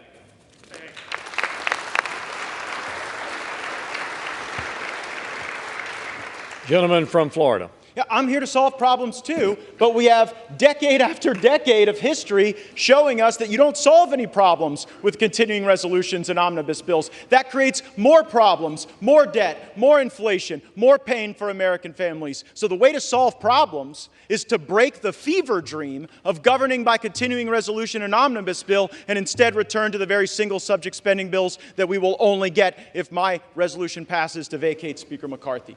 I reserve. Gentleman reserves his time. Gentleman from Oklahoma, Mr. Cole. Thank you very much, Mr. Speaker. I yield 2 minutes to my very good friend from North Carolina, Mr. McHenry. Gentleman from North Carolina, Mr. McHenry, is recognized for 2 minutes. Thank you, Mr. Speaker. Every step of the way, Speaker McCarthy has been doubted. After the first Speaker vote, he was mocked, right? And after 15, they called him Speaker. And even then, it was the media and the left that mocked him. With the narrowest Republican majority in a generation, what did we achieve? We brought the president to the table when he stubbornly said for 100 days they would not negotiate on the debt ceiling. I took him at his word. The Speaker said, no, we'll get him to the table. And sure enough, we did. The result? The most conservative spending package we've seen in generations, the largest spending cuts year over year that any Congress has passed. Conservative outcomes. So I understand your position on the left. I understand that. But my friends on the right, why? And then this past weekend, so I understand the frustration on the left at what happened on the continuing resolution. But why would we have conservatives object to that? Why will we have House members object to that? We rolled the Senate. We never roll the Senate as a House. Moreover, we never roll the Senate to get less spending, and we got it this weekend. So I understand why the left is mad. What I don't understand is why some Republicans think that that's a bad thing. The frustration for me today, I understand where the liberals are. I know you support the constitutional order, except in a moment like this when you are questioned on that. I understand that. You can't be counted on in a moment like this with the state of the speakership. But for Republicans, why will we give up a conservative working majority for better outcomes and hand the keys over to the Democrats? Why would we do that? And furthermore, with this record of success that we've seen Kevin McCarthy and a Republican majority produce in a Washington run by Democrats,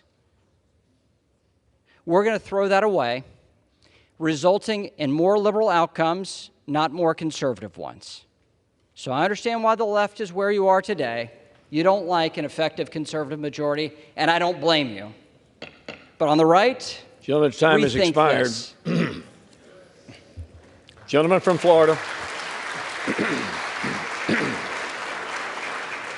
It is lovely to hear from the principal architect of Mr. McCarthy's debt limit deal, but here's the reality. The only Republicans in America who believe that the debt limit deal was conservative are in this chamber right now. Because all over America, Republicans think that when you negotiated that debt limit deal, they took your lunch money. I reserve. Gentleman reserves his time. Gentleman from Oklahoma, Mr. Cole. Thank you very much, Mr. Speaker. I yield 1.5 minutes to my very good friend from my home state, gentlelady Ms. Bice. Gentlelady from Oklahoma, Ms. Bice, is recognized for 1.5 minutes. Thank you, Mr. Speaker. I rise today in support of Speaker Kevin McCarthy. Under his leadership and a very small 5-seat majority, House Republicans have achieved, contrary to popular belief, numerous victories. We passed the Parents' Bill of Rights, the Lower Energy Costs Act to lower the cost of gasoline and restore American energy independence, the Fiscal Responsibility Act, which was one of the largest enacted cuts with enforceable spending caps in American history, and H.R. 2, the most conservative southern border security bill in history. All of this while fully funding our military and our nation's veterans. Let me be abundantly clear. Attempting to remove Speaker McCarthy will put this House in a stalemate and paralyze our ability to fight for our constituents and instead create a fight amongst one another. We have 43 days to restore fiscal responsibility and advance conservative appropriations priorities, which is exactly what my colleagues have asked for. Instead, we are threatening any House proceedings. This is an unnecessary distraction. Working together under the leadership of Speaker McCarthy is of the utmost importance. I stand and strongly support Kevin McCarthy for Speaker of the House, and I encourage my Republican colleagues to do the same. Thank you, and I yield. Mr. Cole continues to reserve his time. He has 7 minutes remaining. Mr. Gaetz controls 5 1/2 in this 1-hour debate. The gentleman from Florida is recognized. I'll reserve. Gentleman reserves. Gentleman from Oklahoma, Mr. Cole. Thank you very much, Mr. Speaker. I yield 2 minutes to my very good friend and our distinguished conference leader, Ms. Stefanik of New York. The gentlelady from New York, Ms. Stefanik, is recognized for 2 minutes. Anyone and everyone who knows Kevin McCarthy, whether they are friend or foe, knows that Kevin McCarthy is a happy warrior. He is tireless. He has that uniquely American grit. Under Kevin's speakership that lasted 15 rounds of him never giving up, this Republican majority has exceeded all expectations. We reopened the People's House. We passed the strongest border security bill in our nation's history. We passed an energy plan to unleash American energy dominance. We passed defense bills to support our troops. Under Kevin's leadership, he's brought hundreds and hundreds of bipartisan members of Congress to Israel, our greatest ally. He elected the most diverse class of Republicans ever, with the largest number of Republican women ever in American history. This boy from Bakersfield, he cares deeply about his constituents, his country, and the American people. And that includes each and every one of his colleagues. He's been to our districts, Gentlelady will toasted at our suspend. weddings, celebrated the birth of our children, and has cheered us when we haven't believed in ourselves, which is why the Republicans strongly support Speaker McCarthy and are proud he is our Speaker. And I yield back.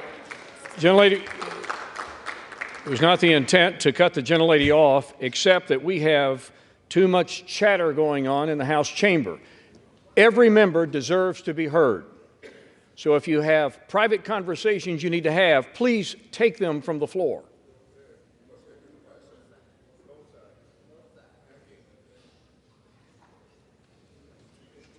Gentlelady may continue. As I have said, this Speaker has been to our districts. He has toasted at our weddings. He has celebrated the birth of our children, mourned the loss of our loved ones. Now more than ever, the Republicans must unify. The stakes are too high. We need to save our country, which is why this conference is proud to strongly support Kevin McCarthy as Speaker of the House. I yield back. Gentleman from Florida. I would just say, if this House of Representatives has exceeded all expectations, then we definitely need higher expectations. And while it's heartwarming and kind that the Speaker calls people on their birthday and visits their district and congratulates them on their children, please know this isn't a critique of the individual, it's a critique of the job. The job hasn't been done. We've had multiple contradictory promises, and it's just quite something. For those of you keeping track at home, the last 3 speakers you've heard opposing my resolution all voted for the debt deal. So, if you believe that the debt limit deal that Speaker McCarthy brought into law was a good thing, maybe you agree with their perspective. I think the debt limit deal was a terrible deal, and that's one of the reasons. It really was the original sin of the McCarthy speakership, and it's one of the reasons I seek to vacate the chair now. I reserve. Gentleman, time is reserved. Gentleman from Oklahoma, Mr. Cole.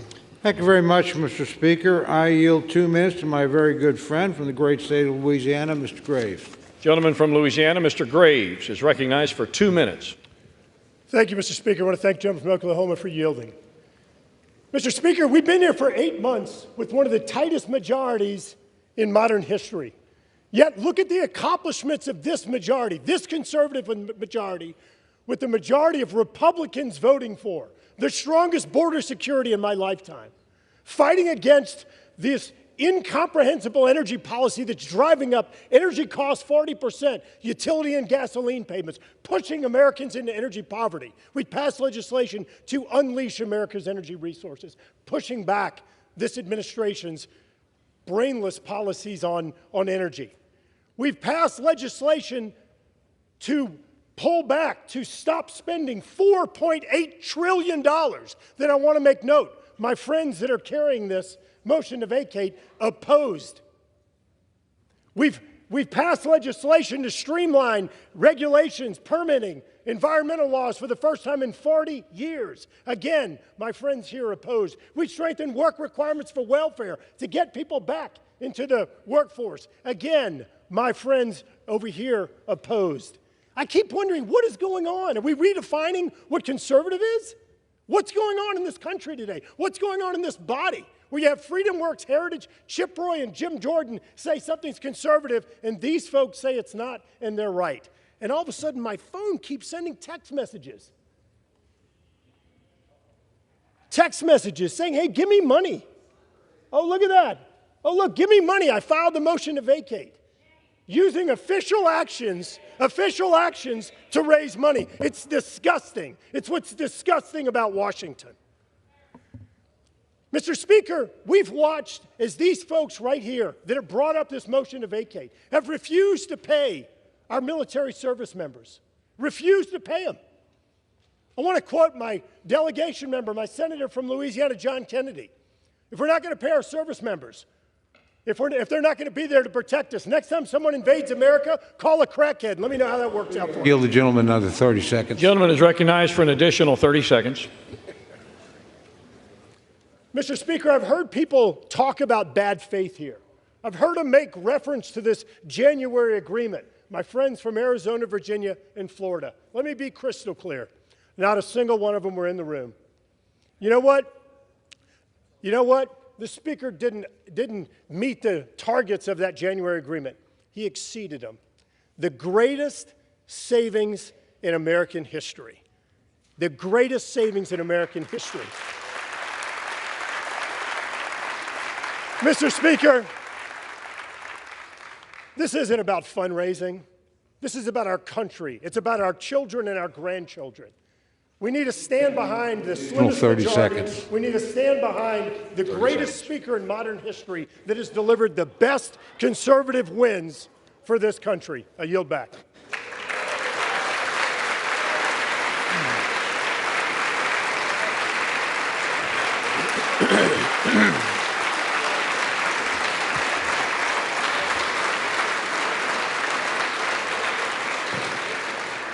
The gentleman from Florida.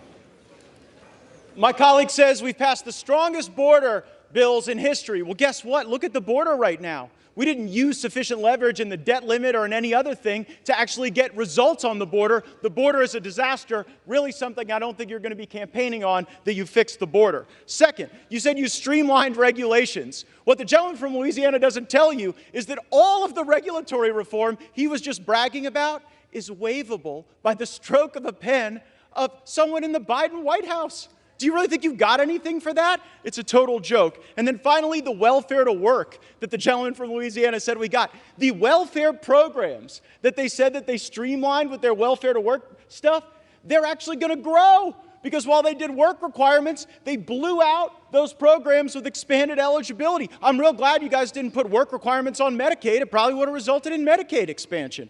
And when it comes to how those raise money, I take no lecture on asking patriotic Americans to weigh in and contribute to this fight from those who would grovel and bend knee for the lobbyists and special interests who own our leadership, who have, oh, boo all you want, who have hollowed out this town and have borrowed against the future of our future generations. I'll be happy to fund my political operation through the work of hardworking Americans, $10 and $20 and $30 at a time, and you all keep showing up at the lobbyist fundraisers and see how that goes for you. I reserve. Once again, the chair would admonish those speaking from the floor to direct their comments to the chair. Gentleman from Oklahoma. Mr. Speaker, I would inquire as to how much time remains for each side. From Oklahoma controls 3 minutes. The gentleman from Florida has 3 minutes as well. I advise the gentleman from Florida I'm prepared to close if he is. Mr. Speaker, I yield the balance of my time to my great friend from North Dakota, Mr. Armstrong. Gentleman from North Dakota, Mr. Armstrong, is recognized with the remaining 3 minutes. Thank you, Mr. Speaker. Let's be clear why we're here. Because the incentive structure in this town is completely broken. We no longer value loyalty, integrity, competence, or collaboration. Instead, we have descended to a place where clicks, TV hits, and the never-ending quest for the most mediocre taste of celebrity drives decisions and encourages juvenile behavior that is so far beneath this esteemed body. Kevin McCarthy has done more in 9 months to restore the people's house than any speaker in decades. We have done regular order. We have had open amendments. And every single member of this chamber has the right, the ability, and the opportunity to be heard on the floor. It's been messy. It's been raucous. And at times, it's been chaotic. And God bless every minute of it. Because democracy is supposed to be hard. And because the alternative is a closed-door process where 2,000-page bills come out of the Speaker's office at midnight and are forced to the floor the next morning. Kevin McCarthy has broken that cycle. That alone is enough for him to remain our Speaker. But that doesn't deliver his opponents what they crave the most: attention. We shouldn't stand for it. I won't stand for it. I will stand here with our Speaker, with our leader, that the overwhelming majority of our Congress supports. And you need to look no further than where the opponents are sitting today in this chamber. They're not over here, they're over there.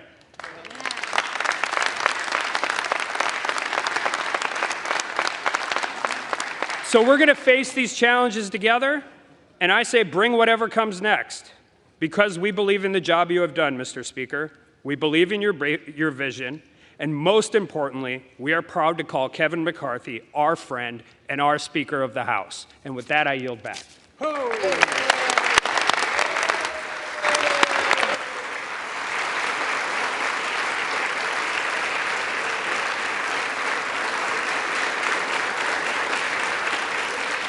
Gentleman yields back his time. The gentleman from Florida is recognized with 3 minutes remaining. To be clear, I tried to get one of the 3 podiums on the Republican side, and y'all wouldn't let me have them, so you sent me over here. But you know what? I'll make this argument at any desk in this building, from the well, from the chair. I'll make it on every street corner in this country that Washington must change. We have to break the cycle. We have to break the fever. And I would hope, truly, that the reforms that we are fighting for are reforms that would last and be embraced and that would democratize power in this institution beyond the privileged few who back us up against shutdown politics and Christmases and deadlines in order to achieve their objectives. Mr. Speaker, high inflation is on the verge of bankrupting American families. Our economy is breaking in half. A typical American family can't afford to buy a house in 99% of U.S. counties. Inflation is stealing more than $700 a month from working Americans, nearly $9,000 a year. Kevin McCarthy is the Speaker of the House of Representatives, and he has failed to take a stand where it matters. So if he won't, I will. I make no apologies for defending the right of every hardworking American to afford a decent life for themselves and their families, and we have a greater opportunity to do that and to build coalitions under new leadership. We have to rip off the Band-Aid. We have to get back on a better course. And Mr. Speaker, I don't know how this vote's going to go. Usually when a vote comes to this floor, it's pretty predetermined. And this one, I'm not so sure. But I am sure that we've made the right argument, that this place deserves single-subject spending bills, that we should have 72 hours to read a bill, that something that spends more than $100 million shouldn't be put on the suspension agenda such that we can't amend it, and there shouldn't be secret side deals made on a continuing resolution to lump Ukraine in with border security. That is not right for Ukraine or border security because it fails to give either of those issues the dignity that they would require. But we can return that dignity to this House. We can get back on a better path. We can have single subject appropriations bills. We can set a budget top line. We haven't had a budget in this place since I was in high school. So let's get a budget. Let's get our act together. Let's get on with it. Let's vacate the chair. And let's get a better speaker. I yield back. Gentleman yields back his time. All time for debate has expired. Without objection, the previous question is ordered on the resolution. The question is on adoption of the resolution. Those in favor say aye. Aye. Those opposed, no. No. The noes have it. The resolution is, gentleman from Florida. I'd request the yeas and nays. The yeas and nays are requested. Those favoring a vote by the yeas and nays will rise. A sufficient number having risen, the yeas and nays are ordered. Pursuant to Clause 3 of Rule 20, the chair directs the clerk to conduct the vote by a call of the roll. The clerk will call the roll alphabetically by surname.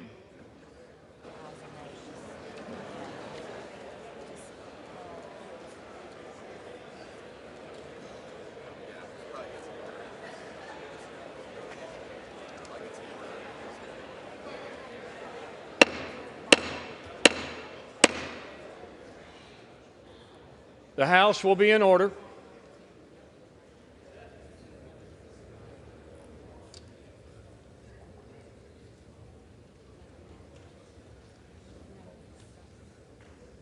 The clerk may call the roll.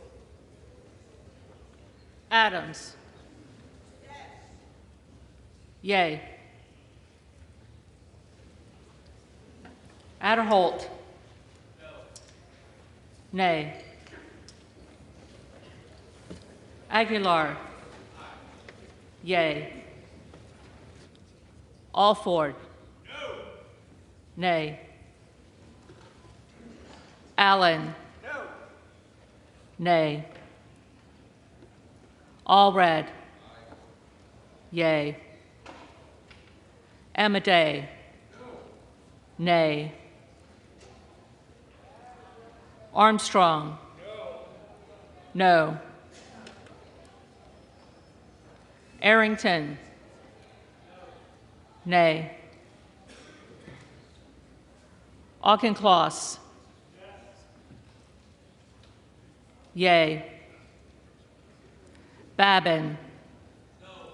Nay. Bacon. Nay. Baird. Nay.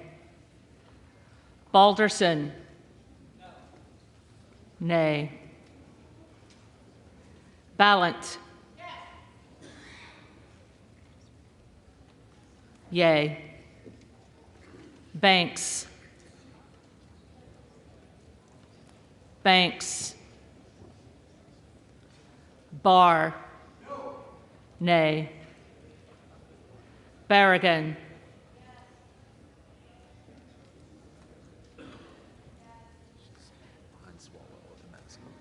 Berrigan. Yay. Bean of Florida. Nay. Beatty. Yay. Bentz. Nay. Barra. Yay. Bergman. Nay. Beyer. Yay. Bice. Nay. Biggs. Yay. Bilirakis. Nay. Bishop of Georgia. Yes. Yay. Bishop of North Carolina. Yay. Nay. Blumenauer. Yay. Blunt Rochester.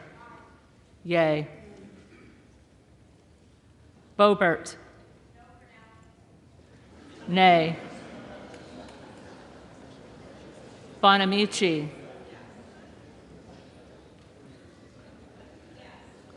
Yay. Bost. Nay. Bowman. Yay. Boyle of Pennsylvania. Yay. Burkine. Nay. Brown. Yay. Brownlee. Yay. Buchanan. Nay. Buck. Yay. Bouchon. No. Bazinski. Yay. Burchett. Yay.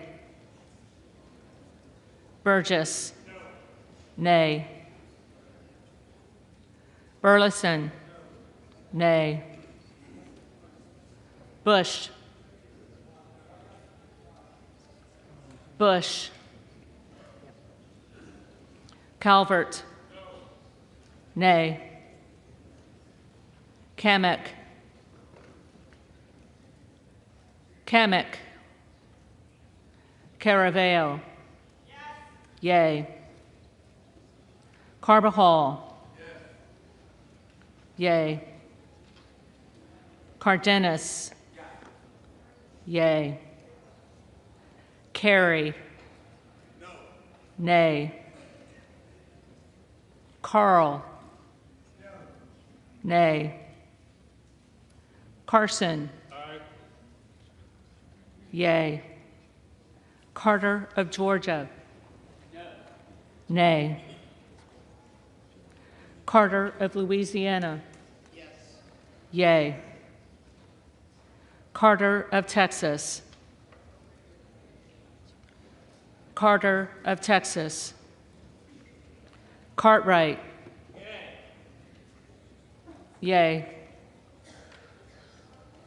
Kassar. Yay.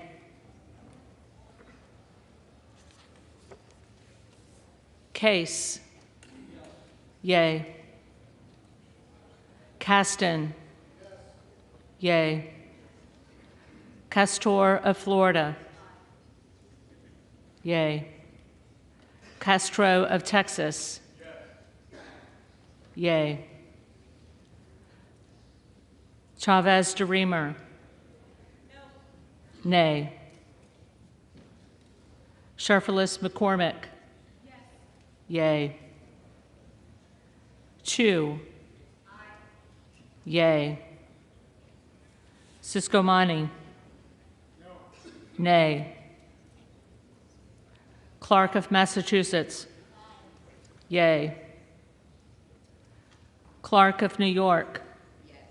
Yay. Cleaver. Yay. Klein. Nay. Cloud. Nay. Clyburn. Yay. Clyde. Nay. Cohen. Yay. Cole. Nay. Collins. Nay. Comer. Nay. Connolly. Yay. Correa. Yay. Costa. Yay. Courtney. Yay. Craig. Yay. Crane. Yay. Crawford. Nay. Crenshaw. Nay. Crockett. Yay. Crow. Yay. Cuellar. Yay. Curtis. Nay. Davids of Kansas. Yay. Davidson. Nay. Davis of Illinois. Yay. Davis of North Carolina. Yay. Dean of Pennsylvania. Yay. DeGette. Yay. Dela Cruz. Nay. DeLauro. Yay. Del Bene. Yay. DeLuzio. Yay. DeSaulnier. Yay. Desjardins. Nay. D'Esposito. Nay. Diaz-Balart. Nay. Dingle. Yay. Doggett. Yay. Donalds. Nay. Duarte. No. Nay. Duncan. Nay. Dunn of Florida. Nay. Edwards. Nay. Elsie. Nay. Emmer. Nay. Escobar. Yay. Eshue. Yay. Espaillat. Yay. Estes. Nay. Evans. Yes. Yay. Ezell. Nay. Fallon. Nay. Finstra. Nay. Ferguson. No. Finstad? No. Nay. Fischbach? No. Nay. Fitzgerald? No. Nay. Fitzpatrick? No. Nay. Fleischman? No. Nay. Fletcher? Yes. Yea. Flood? Nay. Foster? Yea. Fushi? Aye. Yea. Fox? Nay. Lois Frankel? Yea. C. Scott Franklin? Nay. Frost? Yes. Yea. Fry? No. Nay. Fulcher? Nay. Gaetz? Yes. Yea. Gallagher? No. Nay. Gallego? Aye. Yea. Garamendi? Yes. Yea. Garbarino? No. Nay. Mike Garcia? No. Nay. Robert Garcia? Yea. Garcia of Illinois? Yea. Garcia of Texas? Yea. Jimenez? Nay. Golden of Maine? Yea. Goldman of New York? Yea. Gomez? Yea. Tony Gonzalez? Tony Gonzalez? Vicente Gonzalez? Yea. Good of Virginia? Yea. Gooden of Texas? Gooden of Texas? Gosar? Nay. Gottheimer? Yea. Granger? Nay. Graves of Louisiana? Nay. Graves of Missouri? Nay. Green of Tennessee? No. Nay. Green of Texas? Will the many deny their right to vote?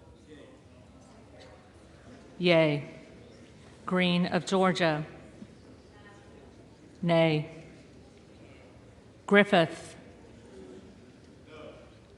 Nay. Grijalva? Yea. Grothman? Nay. Guest? Nay. Guthrie? Nay. Hageman? No. Harder of California? Yea. Harris? Nay. Harshbarger? Nay. Hayes? Yea. Hearn? Nay. Higgins of Louisiana? Nay. Higgins of New York? Yea. Hill? Nay. Himes? Yea. Henson? Nay. Horsford. Yea. Houchin. Nay. Houlihan. Yea. Hoyer. Hoyer. Yea. Hoyle of Oregon. Yea. Hudson. Nay. Huffman. Yea. Huizinga. Nay. Hunt. Hunt. Nay. Isa. Nay. Ivy. Yea. Jackson of Illinois. Yea. Jackson of North Carolina. Yea. Jackson of Texas. Nay. Jackson Lee. Yea. Jacobs. Yea. James. Nay.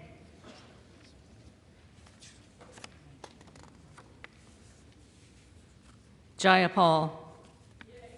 Yea. Jeffries. Yea. Johnson of Georgia. Yea. Johnson of Louisiana.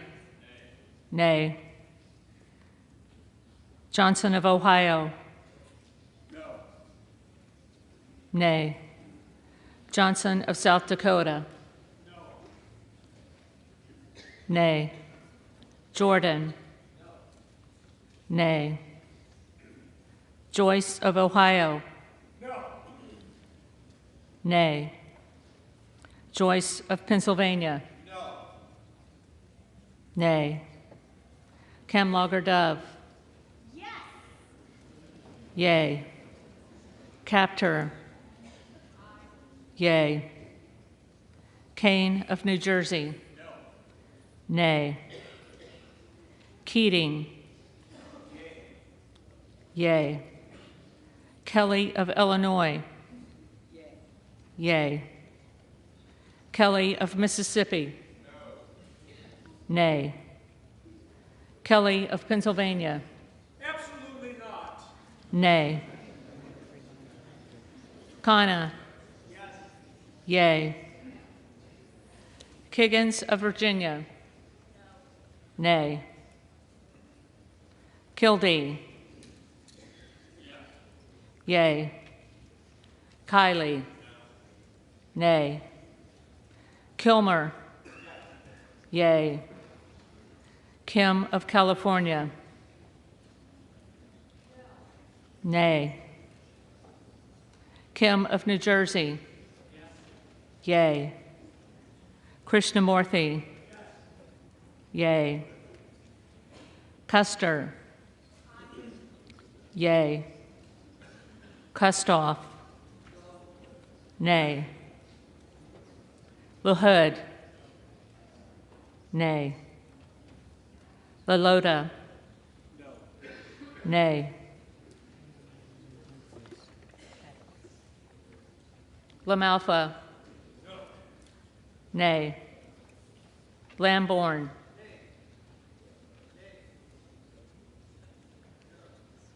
Lamborn, nay. Landsman. Yea. Langworthy. Nay. Larson of Washington. Yea. Larson of Connecticut. Yea. Latta. Nay. LaTurner. Nay. Lawler. Nay. Lee of California. Yay. Lee of Florida. Nay. Lee of Nevada. Yay. Lee of Pennsylvania. Yay. Ledger Fernandez. Yay. Lesko.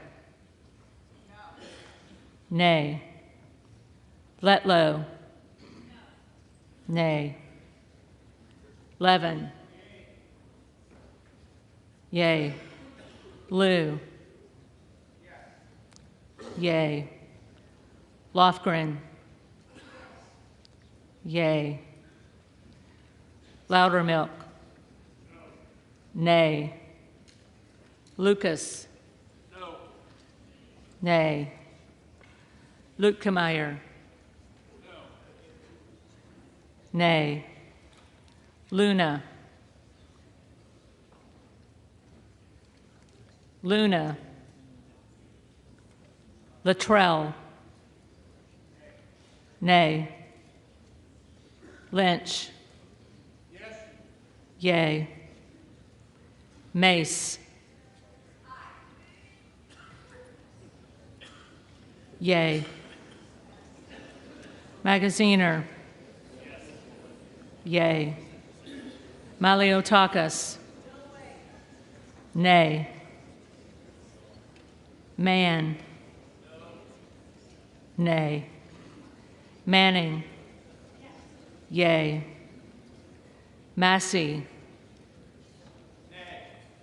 Nay. Mast. Nay. Matsui. Yay.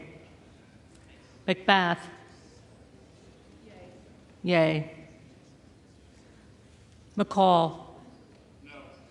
Nay. McLean. Nay. McClellan. Yay. McClintock. Nay. McCullum. Yay.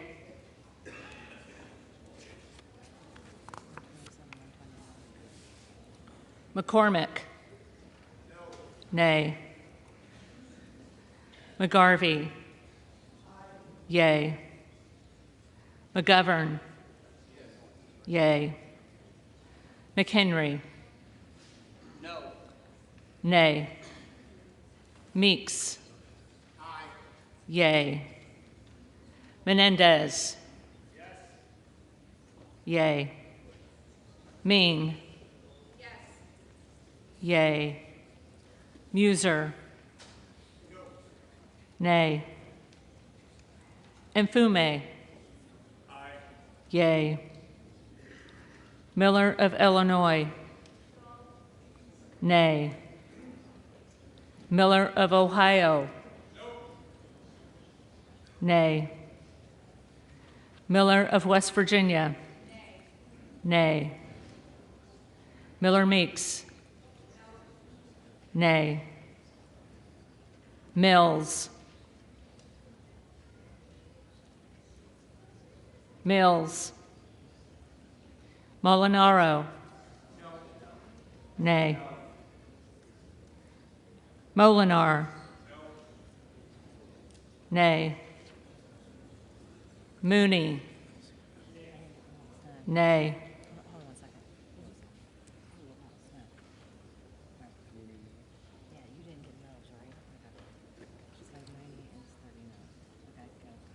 Moore of Alabama.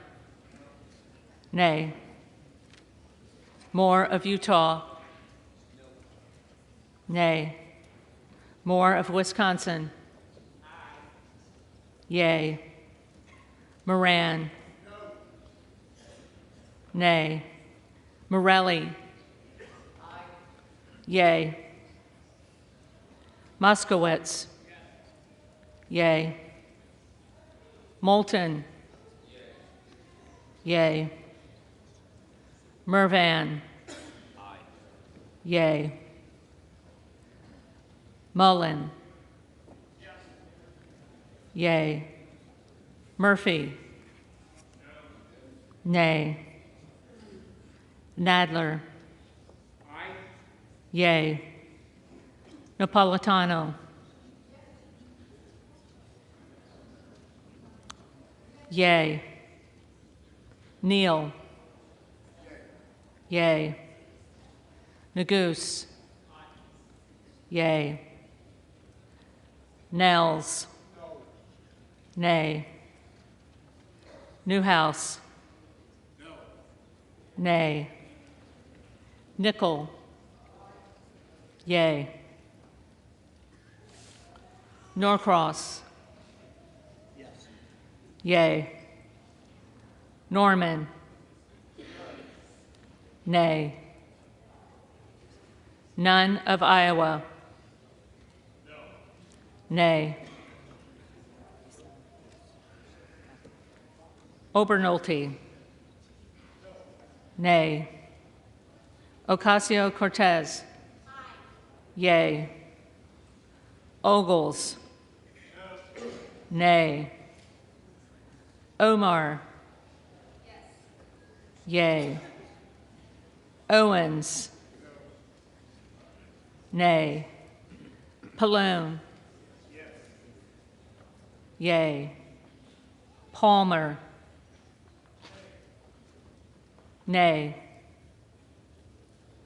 Panetta. Yay. Pappas.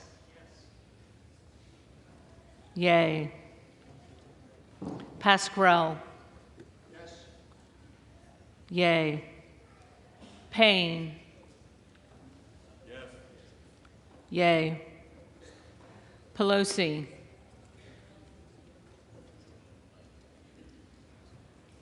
Pelosi. Peltola. Peltola. Pence. Nay. Perez. Yay. Perry. Nay. Peters. Yay. Pedersen.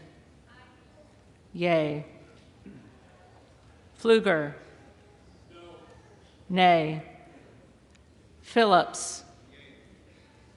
Yay. Pingree. Yay.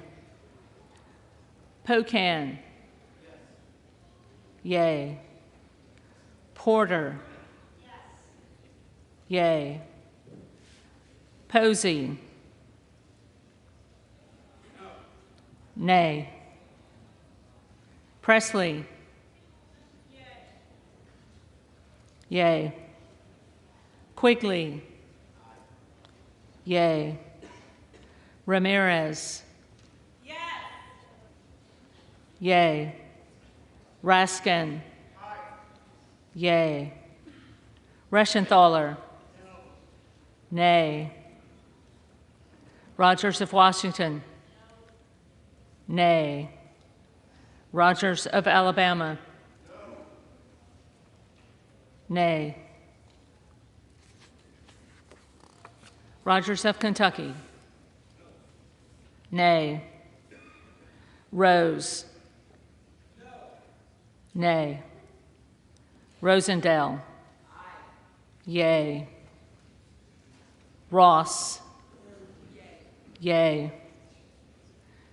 Rouser. Nay. Roy. Nay. Ruiz. Yay. Rupersberger. Yay. Rutherford. Nay. Ryan. Yay. Salazar. Nay. Salinas. Yay. Sanchez. Yay. Santos.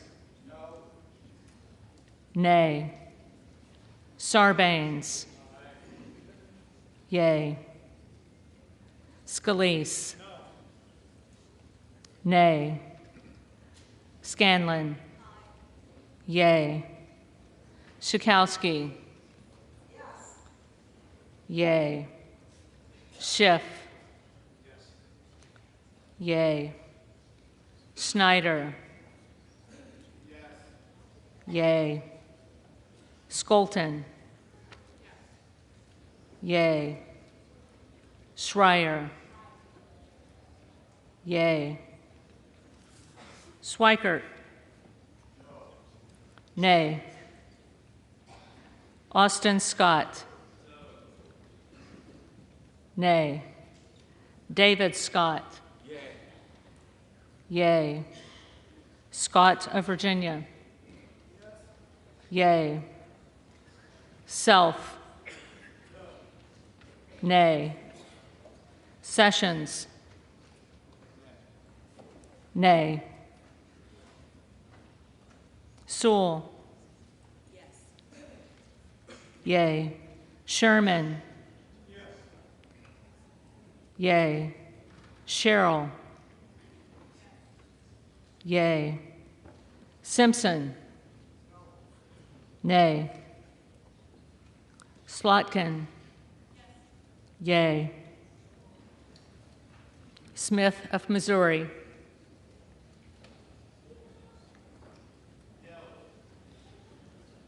Nay.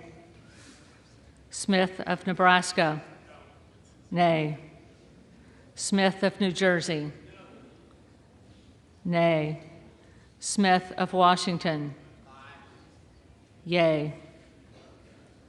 Smucker. Nay. Sorensen. Yay. Soto. Yay. Spanberger. Yay. Sparts.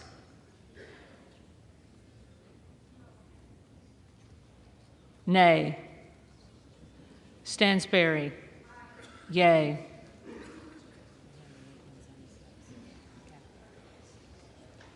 Stanton. Yay.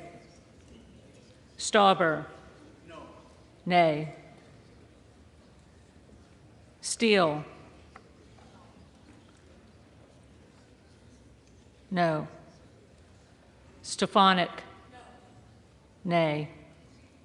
Style. Nay.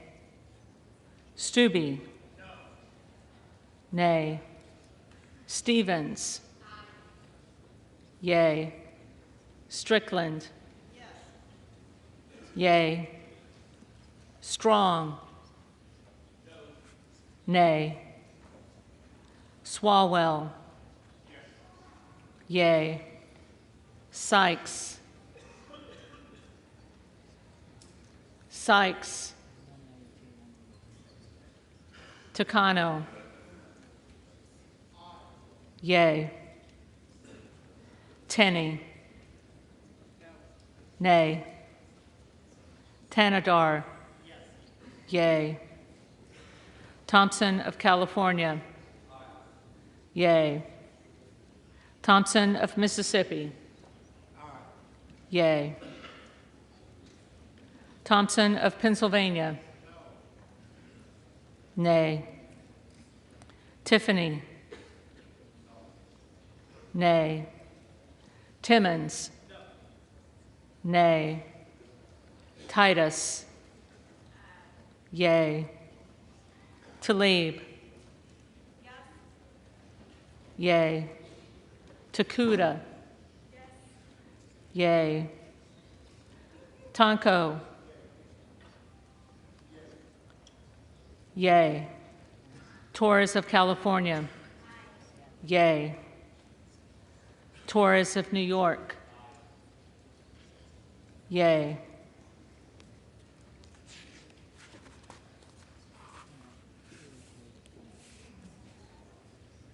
Trahan. Yay. Trone. Yay. Turner. Nay. Underwood. Yay. Valadeo? Nay. Van Drew? Nobody pull a fire alarm. No. No. Van Dyne? Nay. Van Orden? No. Nay. Vargas? Yay. Vasquez? Yay. Vesey? Yay. Velasquez? Yes. Wagner? Nay. Wahlberg? Nay. Waltz? Nay. Wasserman Schultz? Yay. Waters? Yay. Watson Coleman? Yay. Weber of Texas? Nay. Webster of Florida? Nay. Winstrup? Nay. Westerman? Nay. Wexton? Yay. Wild? Yay. Williams of Georgia? Yay. Williams of New York? Nay. Williams of Texas? Nay. Wilson of Florida? Yay. Wilson of South Carolina? Nay. Whitman? Nay. Womack? No. Nay. Yacom? Nay. Zinke? Nay. McCarthy? Nay.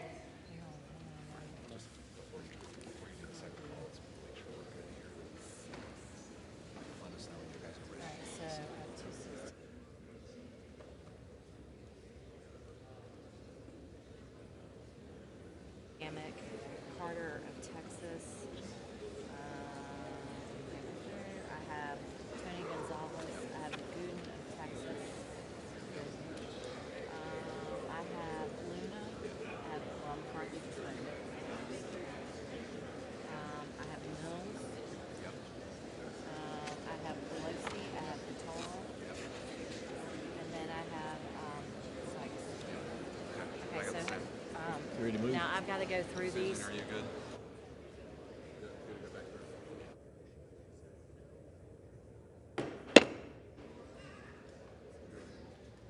House will be in order. The clerk will now call the names of members that have not already been recorded alphabetically. Banks? Nay.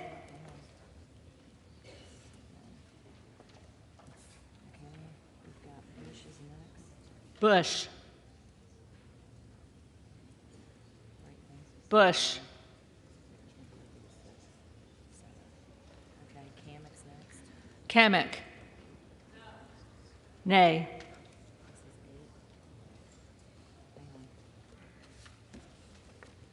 Okay, I've got Carter of Texas next.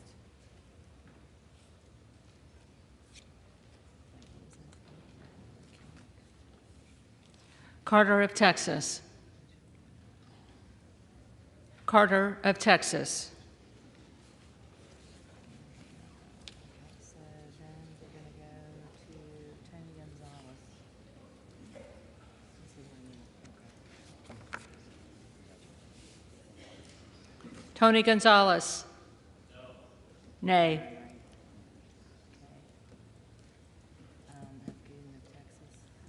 Gooden of Texas? Gooden of Texas?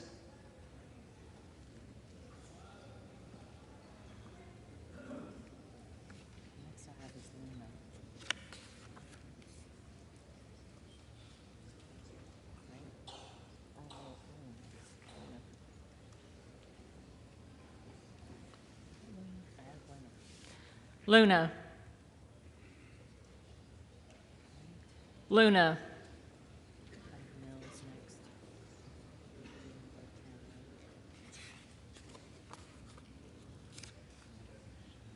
Mills. Nay.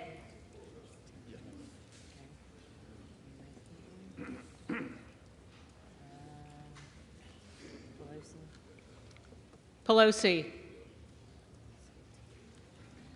Pelosi.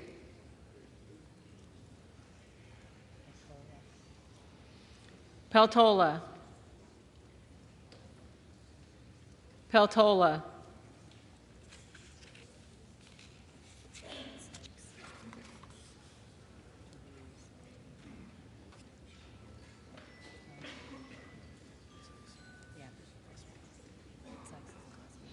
Sykes. Sykes.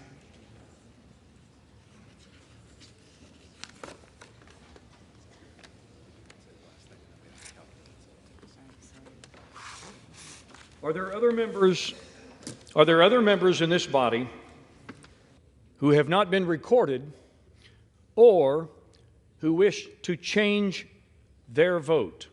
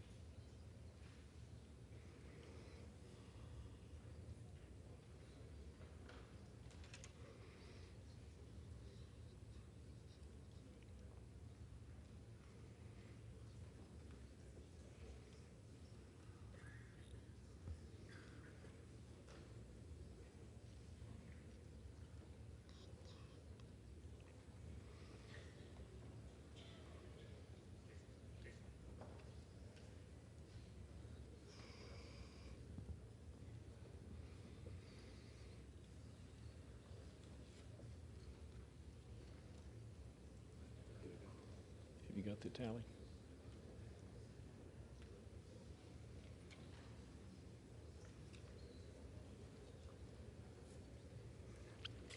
On this vote, the yeas are 216, the nays are 210. The resolution is adopted. Without objection, the motion to reconsider is laid on the table. The office of Speaker of the House of the United States House of Representatives is hereby declared vacant.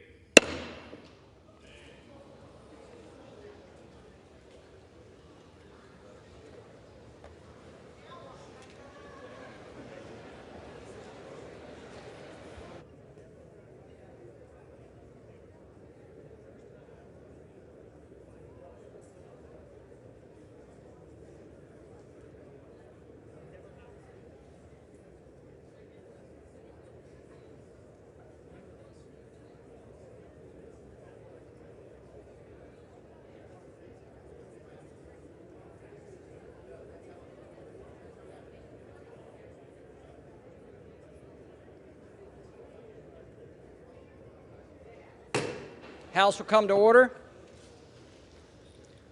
The chair lays before the House a communication. The Honorable the Speaker, House of Representatives, sir. This is to notify you that the first name on the letter received by the clerk pursuant to Clause 8B, 3B of Rule 1 is the Honorable Patrick T. McHenry of North Carolina. Signed sincerely, Kevin F. McCumber, Acting Clerk. Pursuant to Clause 8B3 of Rule 1, I will now act as Speaker pro tem. The Chair will inform the members of the House the following. The office of the Speaker was rendered vacant pursuant to the adoption of House Resolution 757. Upon a vacancy in the office of Speaker, Clause 8B3 of Rule 1 provides that the next member on a list submitted by the Speaker, pursuant to the rule, acts as Speaker pro tem until the election of a new Speaker, and bestows the authorities of the office of Speaker upon the Speaker pro tem to the extent necessary and appropriate to that end. In the opinion of the Chair, prior to proceeding to the election of a Speaker, it would be prudent to first recess for the relative caucus and conferences to meet and discuss the path forward. Accordingly, pursuant to Clause 12A of Rule 1, the Chair declares the House in recess subject to the call of the Chair.